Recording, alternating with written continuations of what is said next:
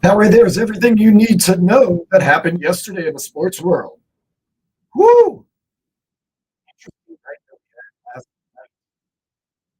Plus, you got a little Baboni, Monaco in the background for that montage. A couple things going there. Baboni, he is in town 3 nights in a row at the Kaseya Center. And Monaco, because we got the Monaco Grand Prix. That's coming up tomorrow. Woo! Let's get into the details, though, of last night. Very evenly matched teams, Rangers and Panthers. Thought maybe the Panthers were a little bit better. Rangers said, pump the brakes real quick. I'm Dan Day, by the way. I don't sound like myself. Vladimir Lewis is on the way. He'll make it happen as I take a sip of my water. Trust me, it's water. Still early on Saturday. Let's get into those details. Very evenly matched teams. This is going to be a series. Both teams have really good goalies. And there was no shame in either team losing either of those games. I know it was 3-0 in the first game. Panthers win. No shame in that. There was the own goal. There was also the empty netter. So basically, one goal separated them in game one. Game two. Woo! That was a matchup right there. The Rangers kind of took it to the Panthers. The Panthers weathered the blow. Got it going. Still, no shame in that game. No shame in game one. These two teams, heavyweight bout. Speaking of heavyweights, when this show tells you someone is magic, please believe us. Matt Rempe. We've been talking about him. We're the only people that have been talking about him for a while now. Rangers, big man. It seems like they just always win when he's on the ice. Something about it. He doesn't spend a lot of time on the ice, but he plays. And when he plays, they seem to win. Why? Magic. So people are just magic. Now, Matt Rempe will beat into oblivion. He's 6'7", 250 pounds. He's huge. And he can throw punches and take punches. Nonetheless, telling you this, that Matt Rempe is someone special. Made a difference last night. Maybe in a certain minute way, but nonetheless, he did make a difference. All that being said, it is going to be a big game tomorrow, 3 o'clock, Memorial Day weekend, Amerant Bank Arena. You just feel as though it's more than just taking a 2-1 series lead on the line tomorrow at Amerant Bank. When the Panthers and the Rangers play, it's going to be a wild crowd. I don't want to hear this. Oh, it's going to be mostly Rangers fans because the Rangers fans come down. No, don't need to hear that. Let's just put it all on the ice. Panthers fans are going to be loud. Rangers fans are going to be loud. It's going to be a fun, exciting game. Don't know how much crowd. I'm hearing that some of the sales are a little weird because it's Memorial Day weekend. No worries about that. Big, big game. Some more details to get into. Luka Doncic.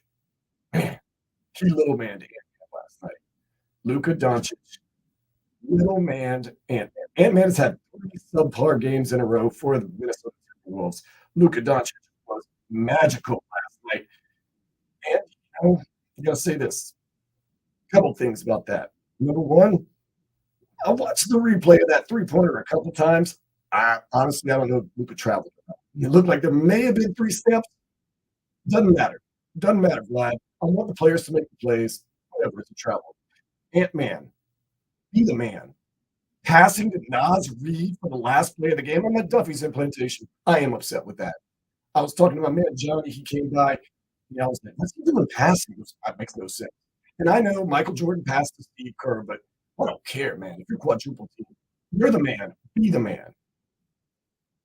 Doesn't matter. Yep. Doesn't matter. Doesn't matter. I am upset with the play. You got to be the man. Luka Doncic sure didn't pass the ball.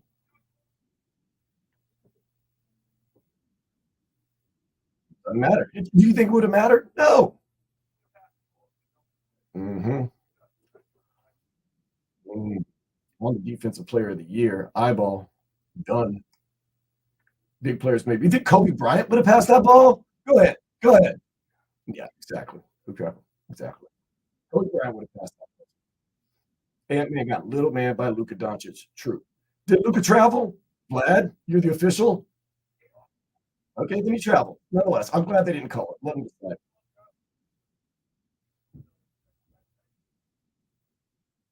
I don't care. I like that they didn't call it. I thought maybe he pivoted a little bit, then he took a step back. That's fine. Doesn't matter to me. He made the shot.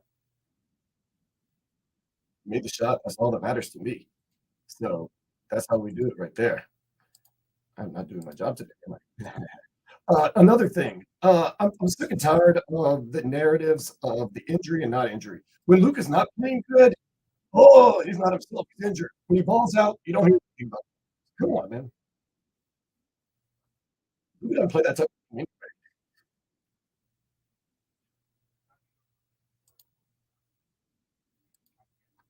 But you notice how when a player isn't balling, it's oh, they're hurt. But when they do ball, it's all of a sudden just like, oh,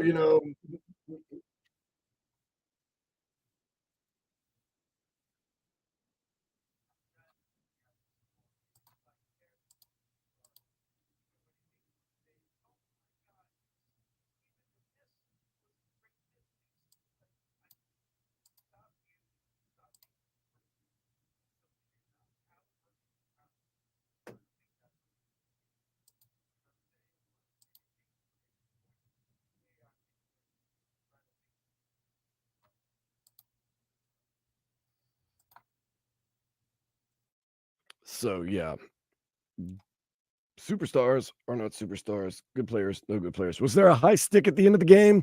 Once again, I like they didn't call the travel on Luca. I also like that they let the guys play in overtime. Panthers, Rangers. I have no problem with that. As a Panthers fan, you might say it was a high stick. As just a hockey fan, That wasn't no high stick. let them play. I say let them play. I'm a Panthers fan. I let them play. You know what? Let it go. It's good. Evenly matched teams. You just feel as though tomorrow, 3 o'clock, Emirates Bank Arena, more is on the line than just a 2-1 series lead. It's just, whoo. And like I said, when we tell you someone's magic, believe us. We told you Matt Rempe for a long time. We can go back, run back the tape. We've been talking about Matt Rempe for a while. Something about it. When he plays, they win. Rangers. Rempe. Ugh. Now I got to be nervous all day tomorrow. It's Memorial Day weekend, too. Nonetheless, let's get to some headlines real quick as we get going on this Saturday. Barclay Goodrow got the game-winning goal in overtime as the Rangers down the Panthers 2-1. The series is tied at 1, headed to Emirates Bank Arena tomorrow at 3. Tonight at 8, Edmonton. They are taking on the Dallas Stars. Edmonton leads that series 1-0. Luka Doncic hit a step-back 3 over Rudy Gobert to lead the Mavs over the Timberwolves 109-108. Take a 2-0 series lead tonight at 8:30. Celtics Pacers with Boston up 2-0. Is it time to hit the panic button if you are the Minnesota Timberwolves, Vlad? I say no, not yet. I don't Just win game 3. Yeah, that's the thing. I don't think they're buried, I mean, they lose another one, then they're in a lot of trouble. Well, no, if you're down 3-0, then you're effed. But it's been 2 very close games that could have gone either way. Granted, you did lose at home nonetheless. If I'm a Timberwolves fan, I'm deflated, but I am not finished. Celtics, though, and especially if Tyrese Halliburton doesn't play tonight for the Pacers, Celtics got that. Celtics, I'll say this, they have somewhat of an easy path to the championship. If they don't win it this year, I don't think they're ever going to win it. I mean, they got the Pacers without. I know you believed in the Mavs. You said it early on that you thought they were in the finals. I don't see how they can match up against the Celtics. And I know everybody says Boston's not good like you think they are. Well, that's what everybody said about the Kansas City Chiefs. They're not good. What's wrong with the Chiefs? What's wrong with the Celtics? Okay. But nonetheless, maybe the Celtics will make that mistake. You know what I hate about the media and fans right now is like you want teams to be dominant, so dominant. And then if they don't dominate, unless you got money on the team, who cares? And we fall for it. Like, oh, they lost. Oh, my God, is Boston showing signs? Can they be taken? And then it's just a gentleman's sweep. Yeah. But we live in a world where we don't let things marinate. We don't let things play out. It's instant. It's instant response. I remember the Lakers didn't lose a playoff game. Then they lost game 1 to Philadelphia. But yeah, and remember that team during the whole regular season? They had so much problems. But remember the Lakers? Oh, they've lost the first game in the finals. They've been exposed. It's like, no, they haven't. No, but that's the way. That's the way modern sports talk is done right now with television or anything. It's like this with a football team, right? The Dolphins could win 7 in a row. Say they lose a game to Buffalo or the Jets or Cincinnati. Has everybody figured out the Miami Dolphins offense? What the loss to the Bengals? Should that be a concern for the? It's like, dude, they won 7 out of 8. Can we relax? Yeah, it's other teams pretty good too. They're professionals also. So that's the other thing. Like they're not one of 32 teams or one of 30 teams. Right. Like we act like these guys didn't make it to the playoffs. So what's the problem now? Okay, Rangers beat the Panthers 2-1. Is it now? Panthers need to win game 3 to stop the Rangers momentum. Have the Rangers figure out Sergei Bobrovsky? No, it's not that. Both teams played well in 2 games and they split. I don't think either of these teams has any momentum. They're just deadlocked at just how good they are against each other. I think that it's been a very even series, even though it was 3-0 in the first game. That was really almost just a 1-goal game because you get that one goal. It was a 1-0. It's a 2-0 game. It's really 1-0. You have the own goal and then the own goal and then the empty netter. So it's really 1-0, whatever. Right. You're looking at the 2 best goalies right now. But it's just the simple fact. Like right now, going to Minnesota, Dallas, right? You were talking about that. Now they're going to be like, did Minnesota lose everything? Did they shoot their, Minnesota? Did they give everything in that Denver series? Nah, they didn't. They didn't. Dallas has just got that hard to figure out approach. They got athletic, good. I told you they're going to reach the finals. And then they've got Kyrie and Luka. So it's like tag team action right there. You tag in, you tag in, you tag in, you tag in. You need a shot, you need a bucket. We got you. We got you. We got you. Man, I wish the Heat had something like that. That would be awesome, man. Braxton Garrett. He pitched a complete game shutout, 4 hitting the Diamondbacks, and the Marlins won 3-0. The 2 they low-key playing well at 10-10. Braxton Garrett Maddoxed everybody last night. Maddox, no runs. Was he painting the corners? No runs, less than 100 pitches. Complete game. That's Greg Maddox. Greg Maddox. Lionel Messi, Luis Suarez, and Sergio Busquets will not make the trip. Good for them. To Vancouver for their match tonight at 10:30 p.m. In response, the Whitecaps will offer all fans 50% off food and beverage plus free kid meals to people under the age of 18. The reasons are, now I will give you the reasons, and I know the reasons. Why. I know the reasons. There's 3 main reasons. And one is family. Okay. They're listing travel because it is a 7-hour flight to Vancouver. Turf, because a lot of guys do not like to play on artificial turf, especially they're kind of older. And we also know that Luis Suarez might not have a kneecap. And the quick turnaround. I mean, his knees are bad. The quick turnaround, they play Atlanta United this coming Wednesday. So the travel, the turf, the turnaround, that means you get Lionel Messi. And a couple of players, superstar players, their children are also having tournaments this weekend. Oh, well. Work is work, though, man. This is the problem, bro. I understand work is work, but sometimes your family is more important as well. Okay. That's boy. Okay. Okay. Yeah. Oh, they make millions of dollars. And I'm sitting here sweating in the streets. And I bet you that there would be times if you had a family, Dan, because I know I that do you have a family. No, if you had your own children. You have children? No. Okay, then you could give me that look all you want, but if you have a child and your child has an event or something of importance, you're gonna go to it.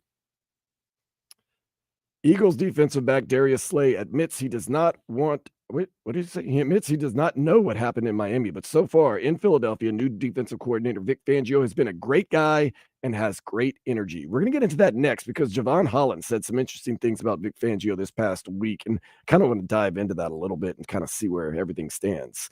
Canes baseball team. I put basketball. Canes baseball team defeated Clemson 8-7 at the ACC tournament. Nice. They faced Duke today in the 5 finals, o'clock. or is it Semifinals. Semi? All right, let's go.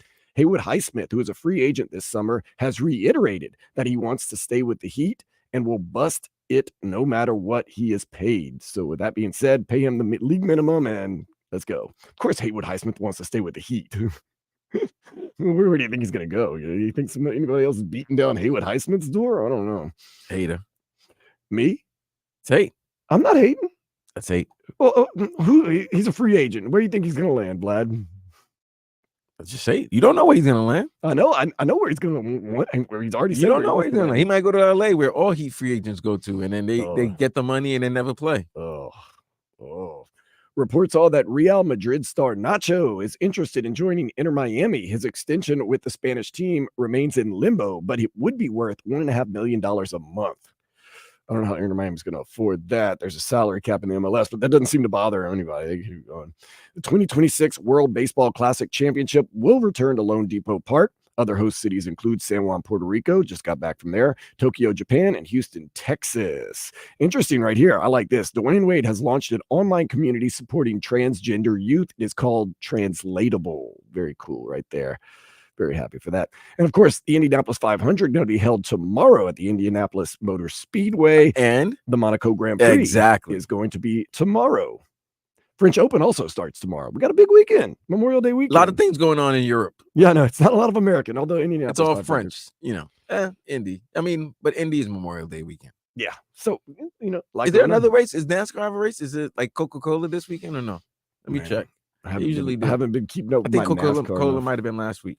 Haven't been keeping up with my NASCAR as much, but real quick, before we go to break, let's take a step into the day spa. A list of the most extravagant apartment amenities has been released. Some that top the list: a private subway entrance in Brooklyn, DNA-based pet waste management system, a rock climbing wall, and a podcast studio. Rich people. Although a podcast studio, I don't know if that's that nice. I have a studio at my apartment, which is basically a computer with a microphone, but same difference. Coca-Cola 600 tomorrow for NASCAR. And that's wait. So you're talking me apartment in Brooklyn has its own private subway entrance. Subway entrance? That's awesome. How much is that apartment? It's got to be $2.7 million. It's got to be. It's $1 billion. You have your own entrance to the subway. And I mean, I'm sure real estate in New York is ridiculous. Of course. Oh, come on. This like the studio in it would cost you $5 million in New York. Say it again. And its own podcast studio? Yeah. Get that out of here, man. I mean, a podcast studio is nothing, man. That's just a microphone. It's still a lot of equipment. It's equipment. I mean, I've got a studio at my house, and it's a computer with a microphone. So, but the rock climbing wall is nice. And then I don't know why you need DNA-based pet waste management system. Like, you don't even know which one of your dogs pooped in your house. I don't know. Maybe you can punish him. I don't know. Javon Holland, he's happy with the new defensive coordinator, Anthony Weaver, in Miami, but we're going to kind of take a look into what's going on with that soap opera next here on Sports Day 560 WQAM. WQAM.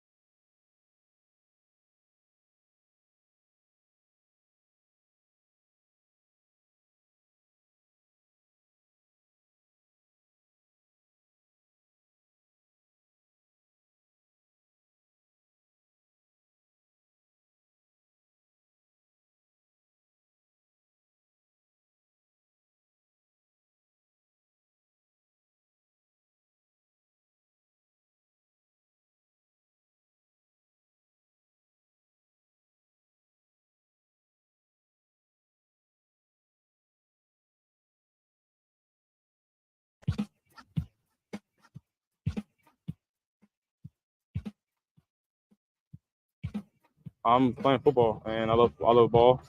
Not to say that guys that don't show up don't love ball, but it's just different strokes for different folks. This is just my process, and yeah, I'm gonna play regardless. Whether I'm on this team, not on this team, I don't really. I'm gonna just play. So I'm gonna make sure that I'm prepared the utmost, so that when the opportunity does come, I'm gonna be ready to go out there and ball. Got to ask you about the Vic Fangio video, kicking rocks.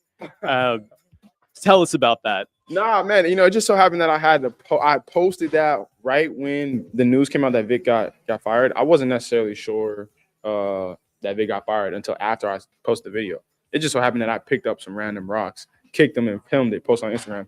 Everybody wants to call me the bad guy. I'm innocent. I didn't do anything wrong. All I was doing was just posting a simple video. It has an analogy, but the analogy had nothing to do with Vic. I wish that brother the best. So Javon Holland, OTAs have just begun. He's had an active offseason. Still waiting for that contract. He did say this, and I do. We're going to get into some of the stuff Javon Holland has done, but I do agree with this. When they asked him about his contract extension, he said if they haven't extended Tua yet, they're not talking about me at all, which is right because Tua is priority number one. But Javon Holland, he says he wasn't taking shots at Vic Fangio when he said kick rocks, and it just came out at the same time that Vic Fangio got fired. Newsflash, he didn't get fired. He quit. He left. Nonetheless. So he wasn't saying kick rocks. But then this week was asked about the difference between Anthony Weaver, the new defensive coordinator, and Vic Fangio. And Javon Holland said, Anthony Weaver's just a good person. Okay. He's innocent in this. He's just saying Anthony Weaver's a good person. Not saying anything bad about Vic Fangio. All I know is this, right? Go ahead. Break the facts down. This is what I really want to get to. I was just kind of setting everything up. My thing is this. Whether you don't like a person, you're a part of a team. You're part of an organization, right? I don't care. I'm saying if you need a Vlad at Vlad 2078. To me, Javon Holland was fronting all last season because he used whatever displeasure he had with Vic Fangio to not help his team. Because every Tuesday he was at Toyota of Hollywood talking when he could have been playing. He was injured. He had double knee problems. Okay. Whether you're not okay, I do want to state this for as much as he for the way he's sounding, Cousin. If Anthony Weaver was the defensive coordinator, he would have been playing those games. Oh, I don't know about that. That's what it sounds to me. He did miss some Tuesdays at Hollywood Kia. He did miss a few for Hollywood Kia. I don't want to mess up the affiliate. Yeah. But he did miss some games. I know he was doing some rehab. But he was still on every Tuesday talking about the games. Not every Tuesday. Mostly. Okay, yeah. so then therefore you talking all of this. All I know is that that defense was a top 10 defense. Right. Top 6 up until the last couple of weeks. It wasn't a defense fault that towards the end of the season. It wasn't the defense. It was a lot of injuries on that defense, and Vic was finding ways to still have a productive defense. He lost 2 of his pass rushers. Okay, he didn't have most of his secondary, and it still was a top 10 defense. You had a top 5 offense and a top 10 defense, which is the recipe for success. So, Mr. Weaver, you had a great team in Baltimore, but this defense better be just as good as last year's defense. And I don't want to hear about injuries or you don't have this player and you don't have that. Hey, tough tatas. You got to make sure that this defense is just as good or even better than last year's defense. Yeah, a couple things I do want to break down, whether it's not I don't want to do matter of opinion right now, but Javon Holland, whether he liked Vic Fangio or not, whether Vic Fangio is a good person or not, Javon Holland, before he got hurt last year, was on the trajectory of being an all-pro. So he might not like Vic Fangio, but Vic Fangio definitely had him playing at an all-pro level, putting him in that position. Number 2, like you said, Vlad, this defense was highly rated and was very good. Now you cut Anthony Weaver in here. If this defense isn't as good this year, or is it similar to last year's? Because for the most part, I mean, I know Christian Wilkins is gone and there's a couple of things different. It's always going to be a little bit different. But if this defense is drastically worse, you can't give it time. Vic Fangio only had 1 year. So the timing, forget about that. Vic Fangio only had 1 year. Anthony Weaver's got 1 year. I'm going to be keeping a keen eye, of course, on the Dolphins defense. I'm going to be keeping an eye on the Philadelphia Eagles defense because guess what, Vlad? If this Dolphins defense kind of tail spins down, and the Eagles' defense is very, very good, what can be said then? "Oh, we don't like Vic Fangio." Okay. There's a lot of people I don't like that I can still admit they do their job pretty darn good. So, Javon Holland was on an all-pro trajectory. Hurt. I understand that. That happens. You get hurt, you can't play. This defense was still very good under Vic Fangio, whether you liked it or not. And now we have to see what's gonna happen with Anthony Weaver. The players seem to like him. That's good. Now, a lot of people say, well, Vic Fangio was a stick in the mud. And there were times like the Bills when Stephon Diggs was cooking Cater Kahoo. But this is another thing. Vic Fangio, yes, send Xavier Howard over there. The other thing is this, Xavier Howard, go on over to Cater and say, get away. I got this. And what's your coach going to do? So you kind of put it on both of them right there. There was times that Vic Fangio seemed kind of stick in the muddish, but at the time, his defenses were very good. I thought they were very good. So I don't know if there's so much we're gonna see now. Anthony Weaver might be great, but this is one of the things I hope this is not one of those situations where It's not, I hope it's not a cultural thing. what do you mean by cultural? One guy's old One guy's younger. and the other guy's younger, maybe more relatable. Because that's what it seems like. If you look at the Dolphins, they're a young, chic, Right. up to date team, Which has and been kind of their problem. if you notice that some of their coaches, they're old school, and their old school ways is successful for the most part, but it still rubs the players wrong. Like Brian Flores, old school mentality. Mhm. Maybe didn't start off too well, but he always ended the season pretty strong. Vic, old school mentality. What I don't want to happen is this, and I pray this doesn't happen. Vic Fangio, not very well liked, but got good results. Anthony Weaver, loved, but not very good results. You know what I mean? Like, would you rather have a guy you don't like that gets good results or a guy that you get along with great but doesn't give you good results? So what we're gonna be doing is keeping a keen eye, not just on the Dolphins defense, but the Eagles defense, and also not to shoot strays at anybody. I'm keeping an eye on Christian Wilkins this year too. I want to see what he does. Oh, let me tell you this. I If just wanna see what he 94 does. And if he earns his 94 keep. if 94 balls out and listen, who he's More next power to? him. More He's power next to to him. number Yeah. 98. The best in the game. One of the best in the game, Mac Crosby, if not the best. He's going to eat. He might He's not. going to eat. We're gonna watch. Other than guy, and we don't want this for anyone. We don't want no injuries. If there's no injuries, Christian Wilkins is gonna eat. We'll see. And with him eating, you guys are gonna starve.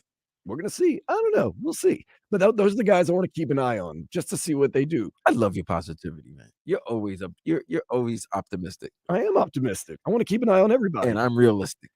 I'm not just gonna watch the Dolphins. I want to watch these Eagles.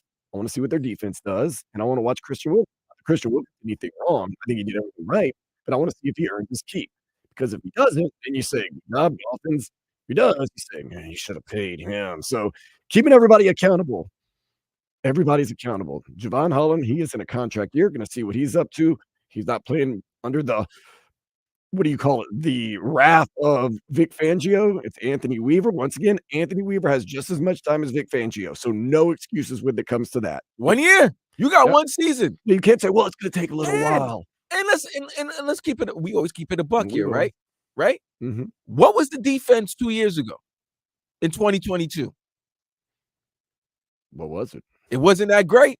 Who Yeah. was the defensive coordinator at the time? They fired his ass. They fired everybody.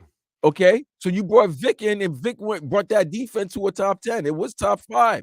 Somebody from the 954 says, Dan, bottom line is this defense would have been top 5 if Kicking Rocks was coaching Philly last season.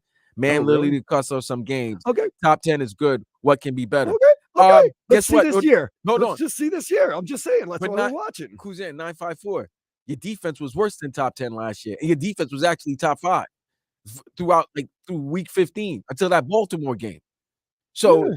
you could say what you want. Y'all could hate Vic all you want. He's maybe an old curmudgeon, So but he was damn good. is the argument they're making that you and I could have coached the defense flat and they still would have been a top 5 defense? Is that the argument that they're They making? trying to say maybe if you and I were coaching, we would have made it the top 5 Oh. defense instead of top 10. Yeah. They hate Vic. Why? Because Vic what? Is he not here anymore? All right. We're going to keep There's it. a lot of coaches that are not here, and then they go to other places and they become very successful. I'm not being negative. What I'm saying is I want to keep an eye on our defense, Philadelphia's defense. I want to see what Christian Wilkins does.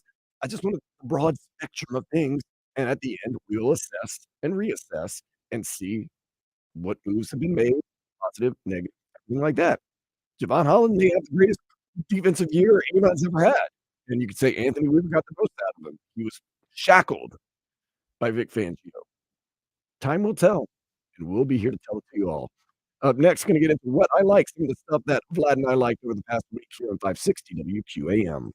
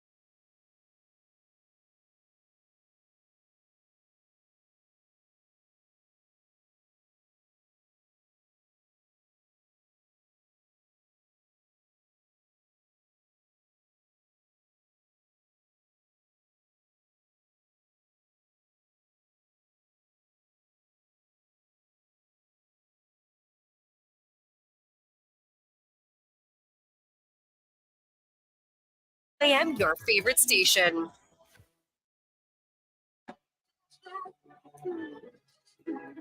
First person shooter mode, returning your son in the road. Time to get things going. What I like, some of the things Michael Zambler I liked over the past week here in the sports world in general. Gotta like the first two games of the Eastern Conference Finals for the Stanley Cup. Two teams very evenly matched. You gotta love the Panthers. Some people like the Rangers, whatever. Nonetheless, last night, a classic goes to overtime. That was a good one. Whether you want the high sticking call or not, it was not called. Great, evenly matched game. Paul Maurice, he spoke after the game, basically saying it was a really interesting game to watch from the bench. Oh, absolutely. Because if I'm not berserking, I'm good. Like, I like the game of hockey, and it gets up and down the ice. Even in the first 10 minutes, you know it's going to look like that very probably early. So it's not that they're on you.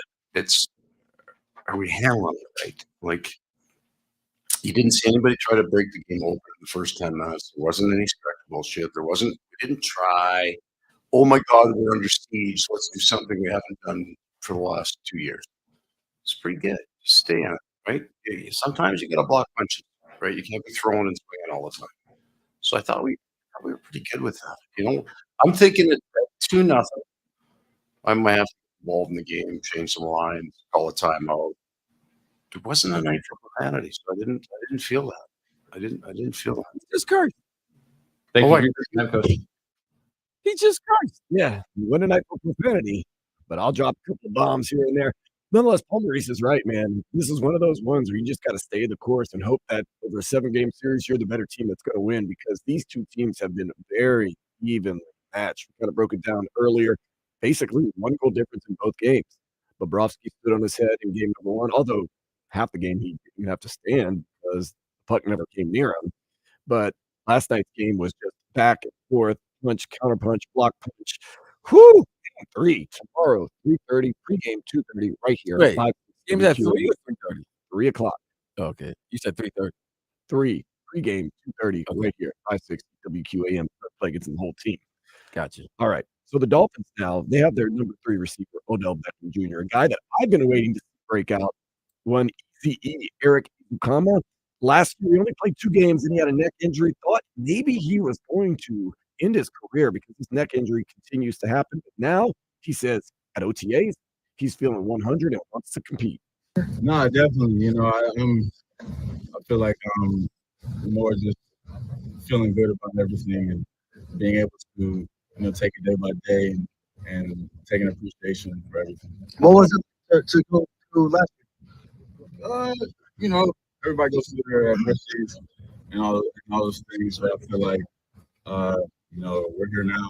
I'm ready to go. Eric, with your neck injury, and obviously that could be something serious. Was there a point where you had concerns about the long-term for your career? Yeah, definitely a question, but I feel like I'm good now, 100%. 100% would be nice, easy. He looks great on film. In preseason, he's looked good. If he can do some contributions to this year's team, that's some good things, man. Good to hear that he's 100%. Hope that he can kind of help fill out that wide receiver room. More weapons, the more better. Everyone's been talking about Harrison Butker. He spoke at a commencement of a Catholic college and basically said his wife gave up a career and is fulfilled being a stay-at-home mom. And if you asked her, does she feel bad about giving her a career, she'd laugh in your face. Social media is blowing up, whether you like it, whether you don't like it. His teammates, of course, have to weigh in. And we know whenever you got to weigh in on something, it's not just number 15 that has to weigh in. It is one Travis Kelce. When it comes down to his views and what he said at the St. Benedict's commencement speech, those are his. I can't say I agree with the majority of it or just about any of it outside of just him loving his family and his kids. And I don't think that I should judge him by his views, especially his religious views. Travis Kelce's that dude, right? He's just stand-up guy right there. You believe what you believe. I kind of echo Travis Kelce's sentiments. You have the right to believe whatever you want to believe. I may not agree with it, but that is your right. I'm not saying you're a bad person. We have differences of opinion. And Vlad, this day and age, you have to be careful. He was speaking at a Catholic college, so he was kind of playing to the crowd, but I try to argue this. If you're a female in that crowd that has just spent 4, 5, 6 years of your life getting a degree, you're a parent that paid hundreds of thousands of dollars to go to a private school, and the commencement speech is about you staying at home and not having a career, that would maybe rub me the wrong way a little bit. A little bit? A little. PT pool? A little. PT pool? Just a little. Travis Kelce saying, "Hey, look, let's go. Butker, you better make some kicks this year." Whoo! Draymond Green, he was back in Minnesota. Remember, he choked out Rudy Gobert during the season. He's been on the old TNT broadcast, and the crowd has not been kind. And then we wanted that. Rudy sucks, not me. I did. Again? Do anything. What you know me for? You did it to them, not me. You know, hey, oh, we'll see y'all next year. Huh? Good ribbon from old. Well, not really. From Draymond Green doing his thing. Last but not least, Luka Doncic. He had to step back over Rudy Gobert. Rudy Gobert is catching some bullets right now, man. Nonetheless, he got the big three over Rudy Gobert, and it's pretty obvious what he said afterwards. But he was asked, Luka, what did you say to Rudy Gobert that is much talked about? And Luka had a pretty good answer. So he can't effing guard you. Huh? Sorry? He can't effing guard you? Who said that? You said that. I didn't say that. I was speaking Slovenian. You win. You win, Luka. You win. It's your world, Luka. It's your world. You win. I didn't know Slovenian was so similar to English, but there you go. And that's what I like. Going to catch you up on everything that's happening in the sports world in general next here on 560 WQAM.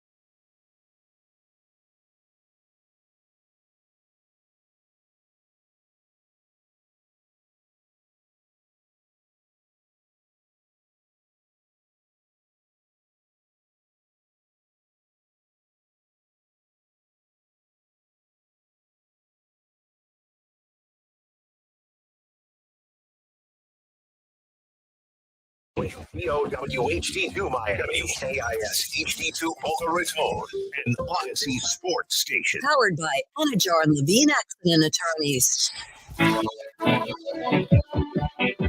It's time for Sports Day.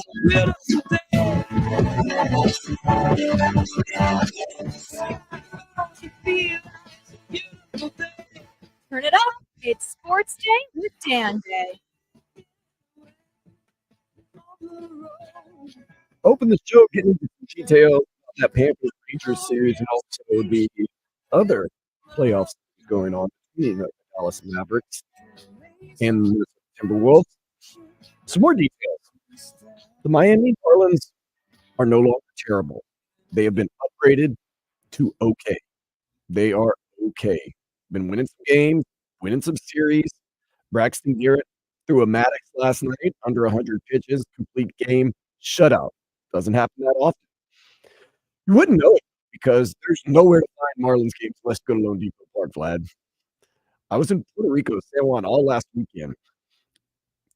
The area, the island, loves baseball. And I saw nothing but Tampa Bay Rays games. And I was like, why are the Rays the market for Puerto Rico? And then I remember they have the old deal where, and this is nationwide, Bally's and Comcast or Bally's and whatever provider, they don't air the games. So I get to watch a lot of Tampa Bay Rays games. Even though the Marlins are okay now, don't get to watch it. Don't get to see much of it. So, nonetheless, for those people too, Jazz Chisholm, he has done a good job as the leadoff hitter for the Marlins. He got a leadoff home run the other day, 1-0 win. Okay, pitching's been great. The hitting's not been so great. But a lot of people saying, "Man, we don't need Luis Ariz because we got Jazz Chisholm now. I mean, who needs Luis Ariz?" Well, I looked at stats. Since Luis Ariz has gone to San Diego, he's batting around 400. Could use that. Yeah, use that. He was batting 300 when he left Marlins. He's now batting around 400 for the Padres. Not for the whole year, but with the Padres alone. So for those saying who needs Luis Ariz, he could have used it. But no, don't worry. We've seen nor hide nor hair of Woo Suck Go or Dylan Head or any of the other guys that are bolstering our farm system. I don't know. Nonetheless. Before we get to the headlines real quick, Vlad, let's play the montage. Let's get everybody caught up with everything that just happened in and around the sports world last night. Just last night. Put it to some music because Bad Bunny, he was in town. He had a concert last night, tonight, and tomorrow at Kaseya Center. Not sold out, although you're going to have to pay a lot of money. We're going to get to that. But right now, let's run it back. Welcome inside Madison Square Garden here in New York City. It's the Florida Panthers and the New York Rangers Game 2 of the Eastern Conference Final. Made his major league debut with the Marlins. The first guy in that batter's box, Jazz Chisholm Jr. Allen and Chisholm traded for each other at the trade deadline in 2019.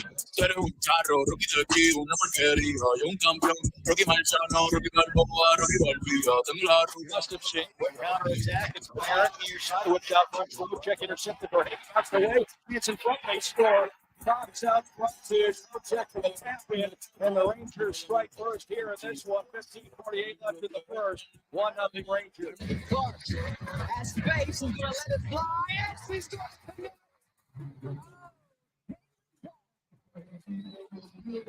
Step back, get your feet together, rotation. The Caitlin Clark effect. que tú estás cobrando igual, pero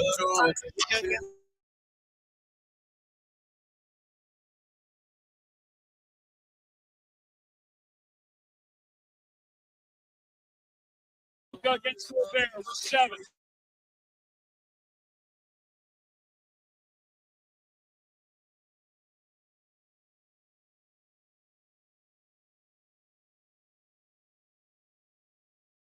Never destroyed. 109 to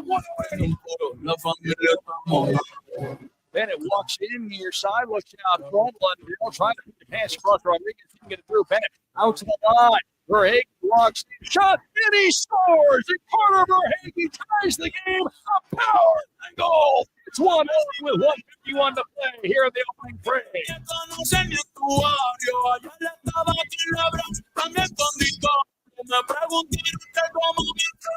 It took 1 hour and 58 minutes for Braxton Garrett to shut out the Diamondbacks and retire the final 14 batters of the ball game. It is a Madison. A complete game. It's a shutout, less than 100 pitches. Magnificent outing. He's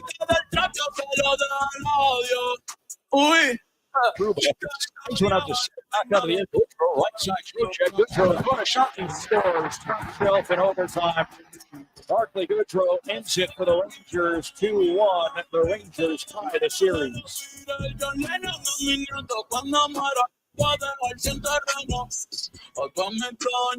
Thursday, great game, by the way. Enjoyed every second of it, except for that last goal that you just heard. Barclay Goodrow, high stick or no high stick, depending on whose side you are on, got the goal and tied the series at 1. 2-1 game, very close, very good. Matt Rimpey, I'm telling you, he made the difference. He didn't do all that much, but his physicality and just psychologically helped lift that Rangers team. Yeah, this is going to be a series tomorrow, 3:00. Mic drops. I don't like the fact that they got to play at 3 p.m. I really hate the schedule making in both postseasons, NBA and NHL. It's a national TV game. It's going to be It's going to be right here on 560 WQ. I don't get that's at ABC. They could play them at 8 o'clock. Why are they game at?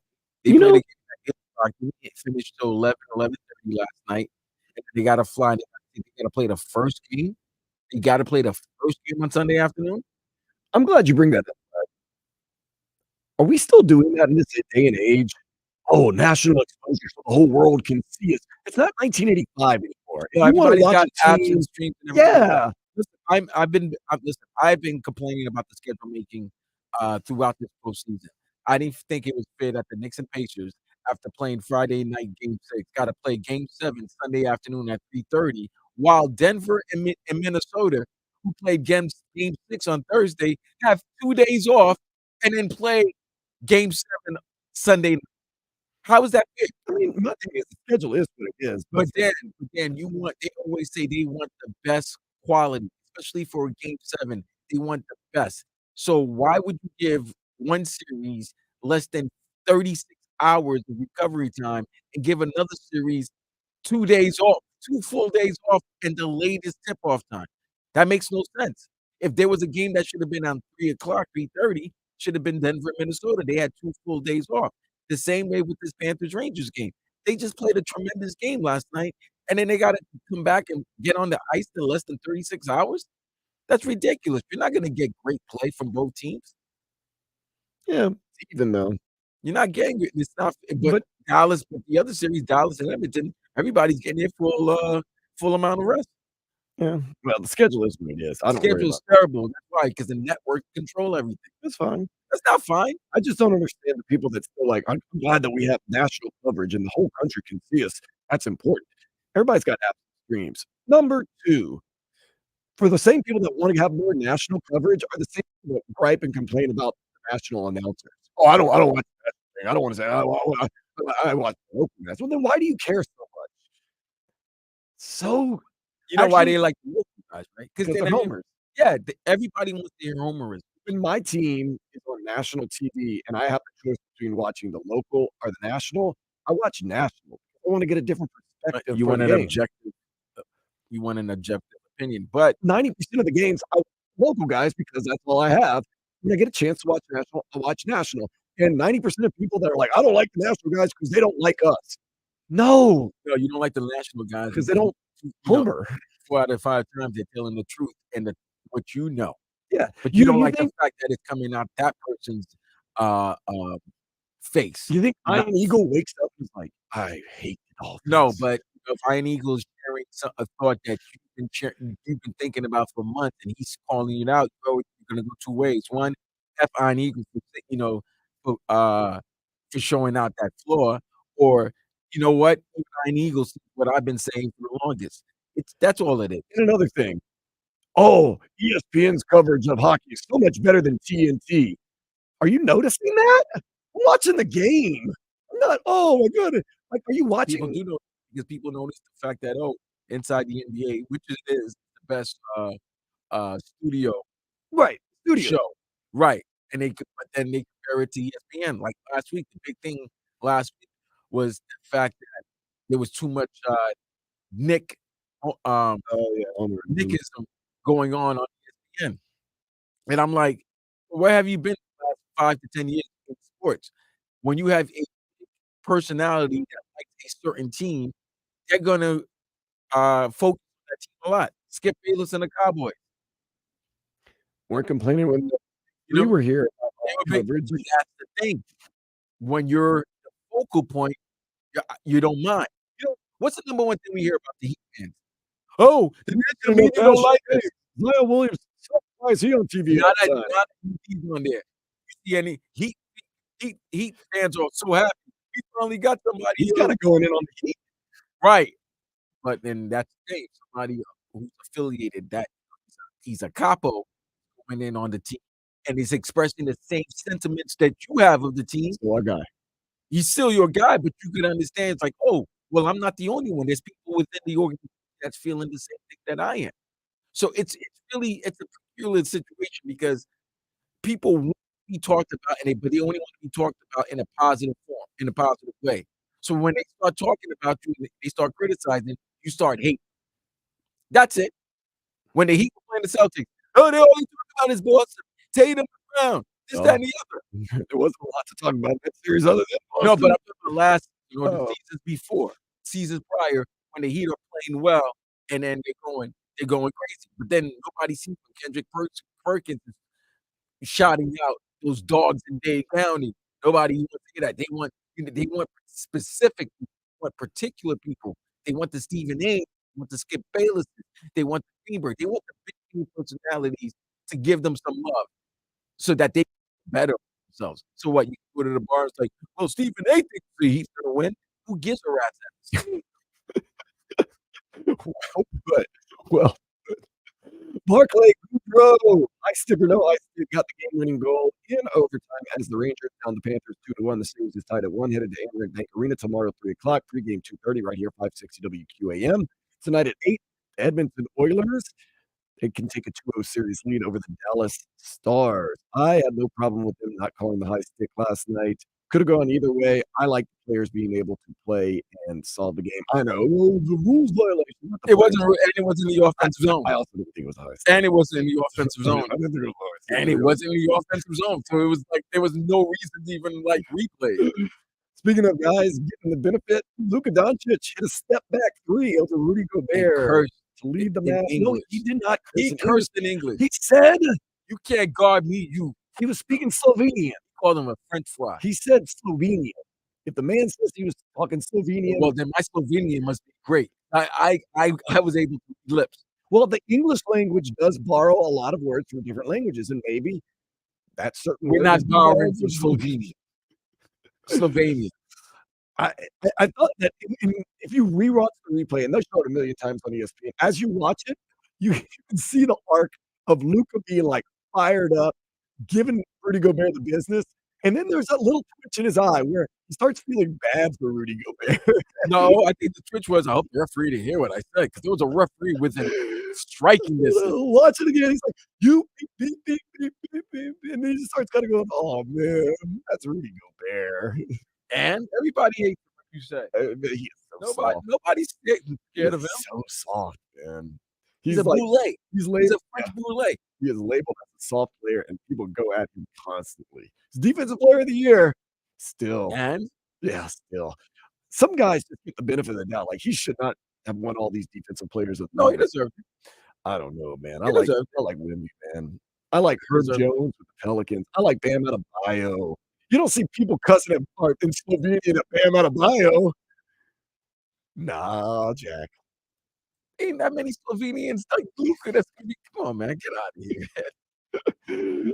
I don't know what cuss words there are in Slovenian, but they seem very similar to English. I don't know. I'm about to go watch the replay again for the travel, for the Slovenian words, and all that other stuff. Braxton Garrett pitched to Maddox yesterday. Complete game shutout. Diamondbacks less than 100 Dodgers Marlins win 3-0 to play again tonight, 10-10.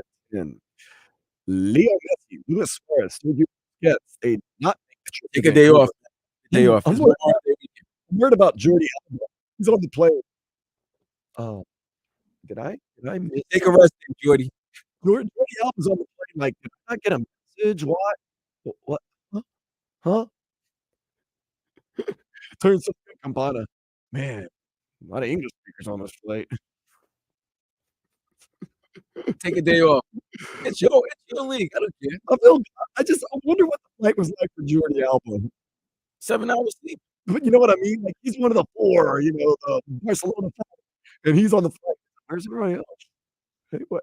Learn your new team. Learn their name. Leo Campana's excited, man. He's balling tonight. He got the game winner the other night. So, And by the way, you know it'd be great if Inter wins this game. if Inter gets a point, I'll be happy. No, if Inter wins this game, it's like, okay, look at that. We beat you without our best players. What do you think would have happened if our best players came?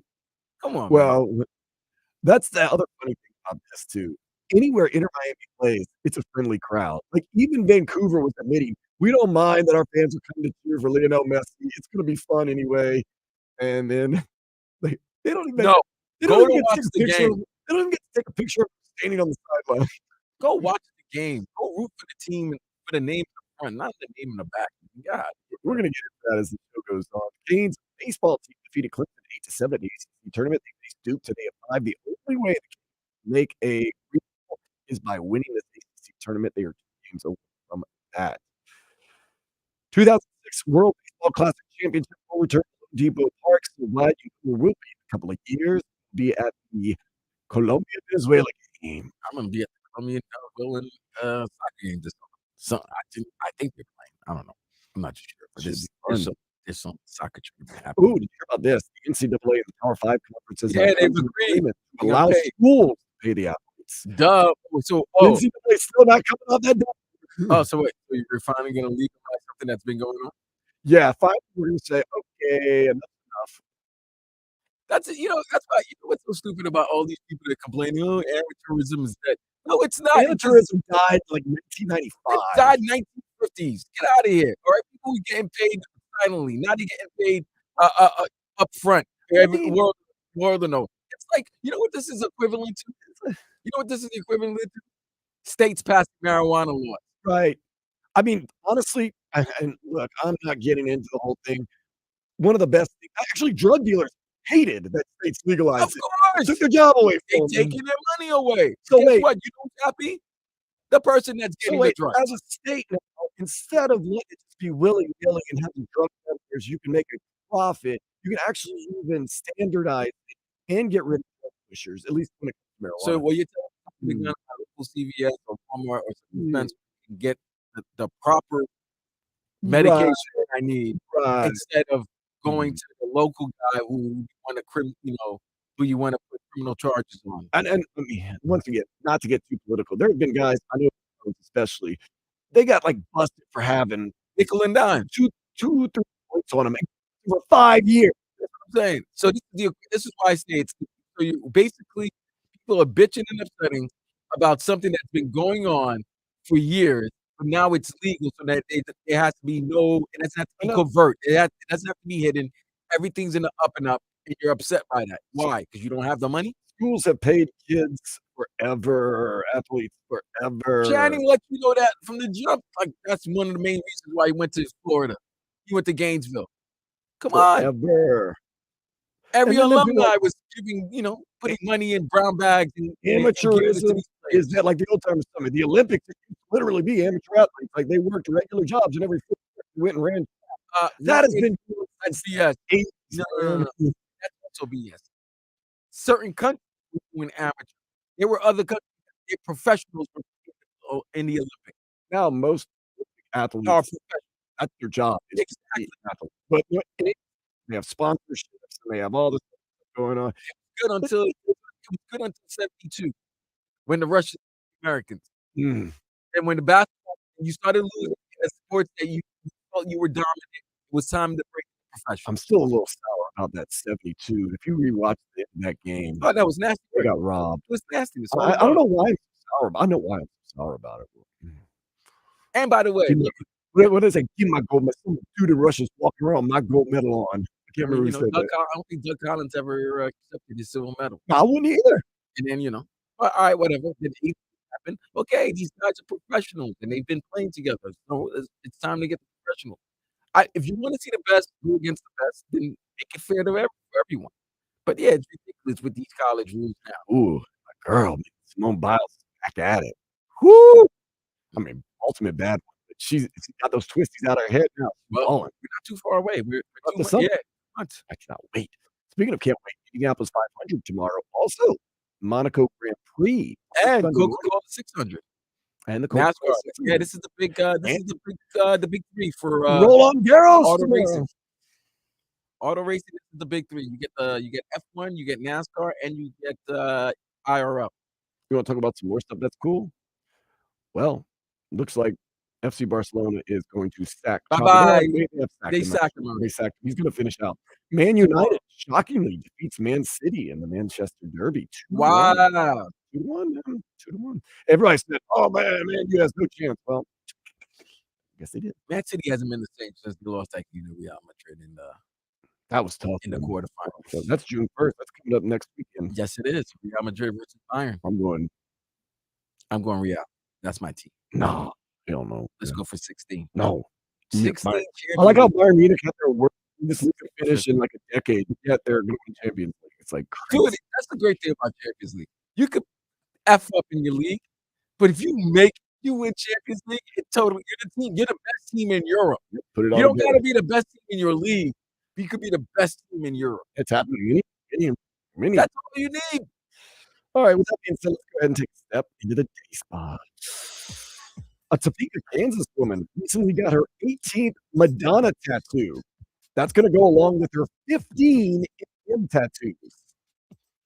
When's she going to run out of space, bro? Is she put anybody black on her? She's from Topeka, Kansas. Glad. I'm I don't just saying. think so. I'm just saying. I don't think so. She likes Madonna and Eminem. Oh, put Pac and Beyonce on there. Maybe she don't like them. Put Biggie and Rihanna. I mean, are you going to get a Joe Jonas tattoo? You know, If I get a Joe Jonas tattoo, I'm also getting a Joe Jackson tattoo. we're going to talk about why you want a Joe Jackson tattoo and break, but we're going to come You gotta back. sing, boy. You gotta sing. Dance, dance boy. or die. Dance. Dance for your food. Dance for your bed. Poor Michael Jackson's up the sidewalk dancing. You better moonwalk. Jackie. Better have number one hit. Jackie, you better play that guitar. Randy. Tito, get your ass in here. Some Fritos. I like how I don't like actually, but when Michael Jackson died, he did like a network to talk about the death of his son, and he was wearing all of his promotion gear. And stuff. Like, Joe Jackson, you know how bad Joe Jackson is, okay? I mean, you gotta respect the hustle. This is that. Joe Jackson, why there was no Thriller tour. Understand the album came It was out time, by the way. right. Number one hit for 2.5 years. Instead of where Mike was ready to go on tour, him and Don, Joe Jackson, Don King was like, no, do the victory tour. Bring the boys back together. Bring the group back together. So poor Michael, after doing Thriller, had to go in the studio and do a Jackson 5 album so that the Jackson 5 could go on tour. Thriller, the greatest album ever, never had its own tour. Nice. But the Victory Tour, the Jackson 5 returning, had their own tour. I know who won that one. Joe Jackson's wallet. Don King's wallet. Exactly. Had to. Terrible. Jimmy Butler. Experts are saying he'll be back next year, or will he? We will discuss next here on 560 WQAM.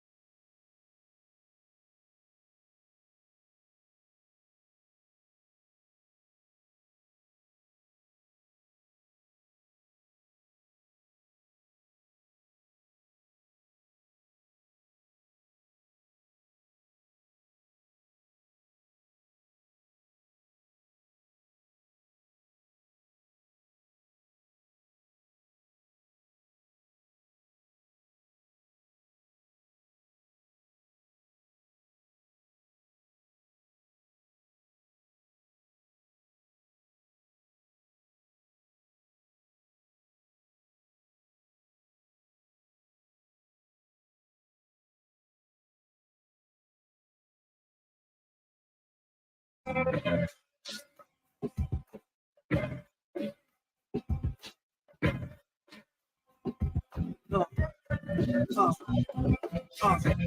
let's get it all in perspective. For all y'all enjoyment, a song y'all can spec with. Y'all appointed me to bring rap justice, but I ain't 5 y'all know it's not y'all. Great groups and a whole lot of only describe us as soldier survivors. Stay laced in the best, well dressed with my mess in the white tee, looking for white meat. Thug girl who fly and talk so nicely. Her hoops so she can feel the night breeze. We can drive to the city, no doubt, but don't say my car's topless. Say the G is out. Units hit the anthem, put your hands up that you push straight, count your low weight. Push the pool stick in your new crib, same hand that you will with. Swing around like you stupid. King of the tent. Yeah, I've been there. You know Hey, oh, I like this words. 305 567 It's been that kind of day. Palmer Reese dropped a couple of bombs after the game, and he said it wasn't that type of game. And he went on and cursed them, nonetheless. One a real quick transition, man. That game last night. Okay, first of all, both games last night were awesome. I shouldn't say that game last night because that was a good sports viewing Friday. Great Duffy's implementation. And you know what? My bad. There, man. Johnny came out though. Johnny, he's like, I thought you and Bud would be here. No, I had car issues, bro. I had car issues that messed me up. So I am sorry, but I am definitely coming next weekend. I promise that. I've been saying that. I am absolutely coming because I want to see my girl. Thursdays and Fridays are always good time. Thursday trivia, Friday. I'm a select. I want to see my girl, and I want to hear our boys laugh. Yes. Justin's got the funniest laugh. Seriously, you just have to experience Duffy's implantation to experience it. Justin, first of all, world-class tuners, and I mean, it's like there's some best around. Justin will be as nice, as awesome, very nice. And if you make him laugh, you will laugh and enjoy your life that much more. Sabrina is unbelievable and so great at what she does. Staff, Sean, the general manager, they're all doing a great job. You know, Vanessa's over there. I love Vanessa too. And he's got a great team of. It's always a good time. 2-for-1 drinks every single day. It's just this is great. So Vlad, over there. I'll get the Heineken.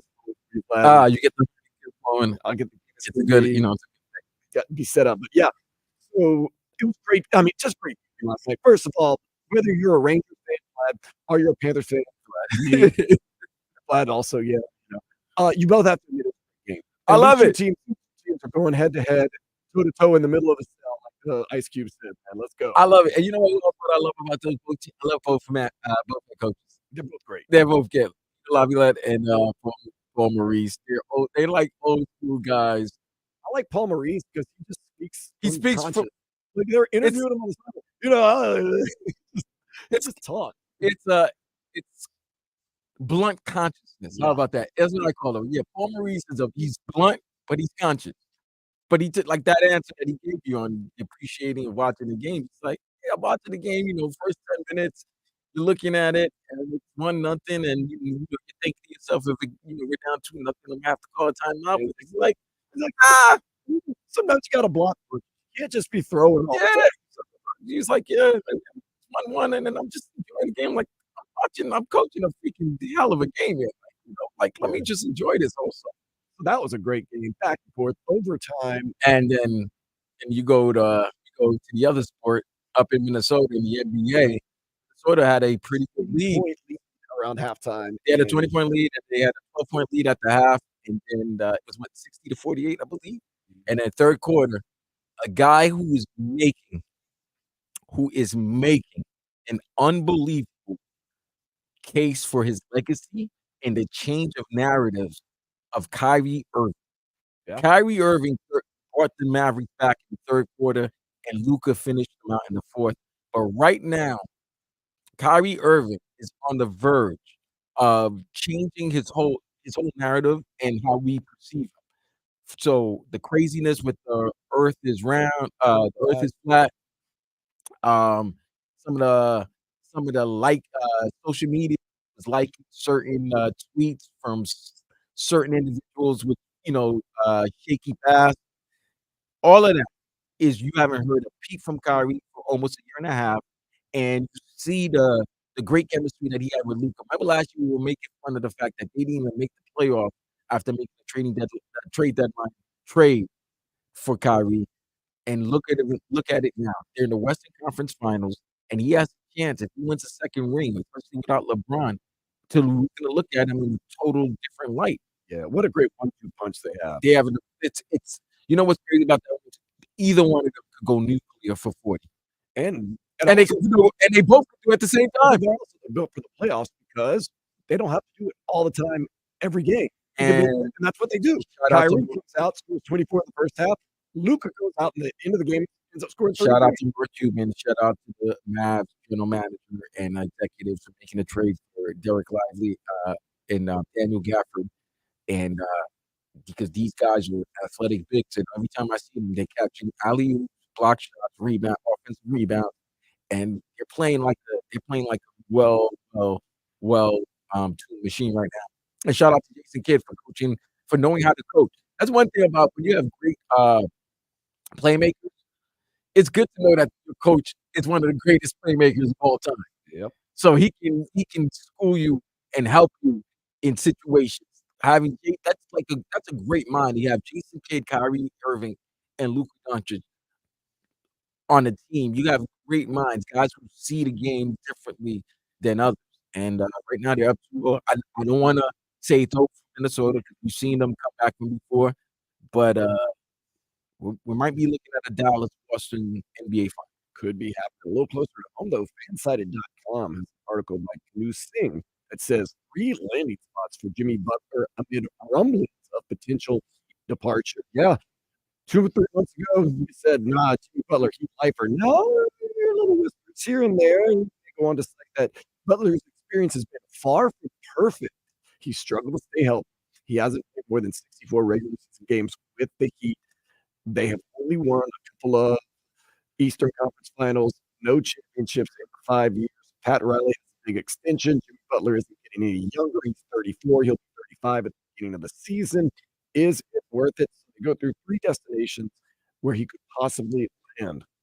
Number 3, the Houston Rockets. They currently own the 3rd overall pick. They're reportedly considering various options. Houston Rockets also in the rumors for the Donovan Mitchell sweepstakes that has not really existed yet, but could possibly exist. Talking about the Rockets have a lot of young players. They have a good coach. They have assets like Dylan Brooks, Steven Adams, Tari Eason, and of course that pick. So that could be one thing. Butler go a little younger here with the Houston Rockets. Oh, another place to add number 2. This might excite you or not excite you. The New York Knicks. Jimmy Butler to the Knicks. How is that going to actually happen?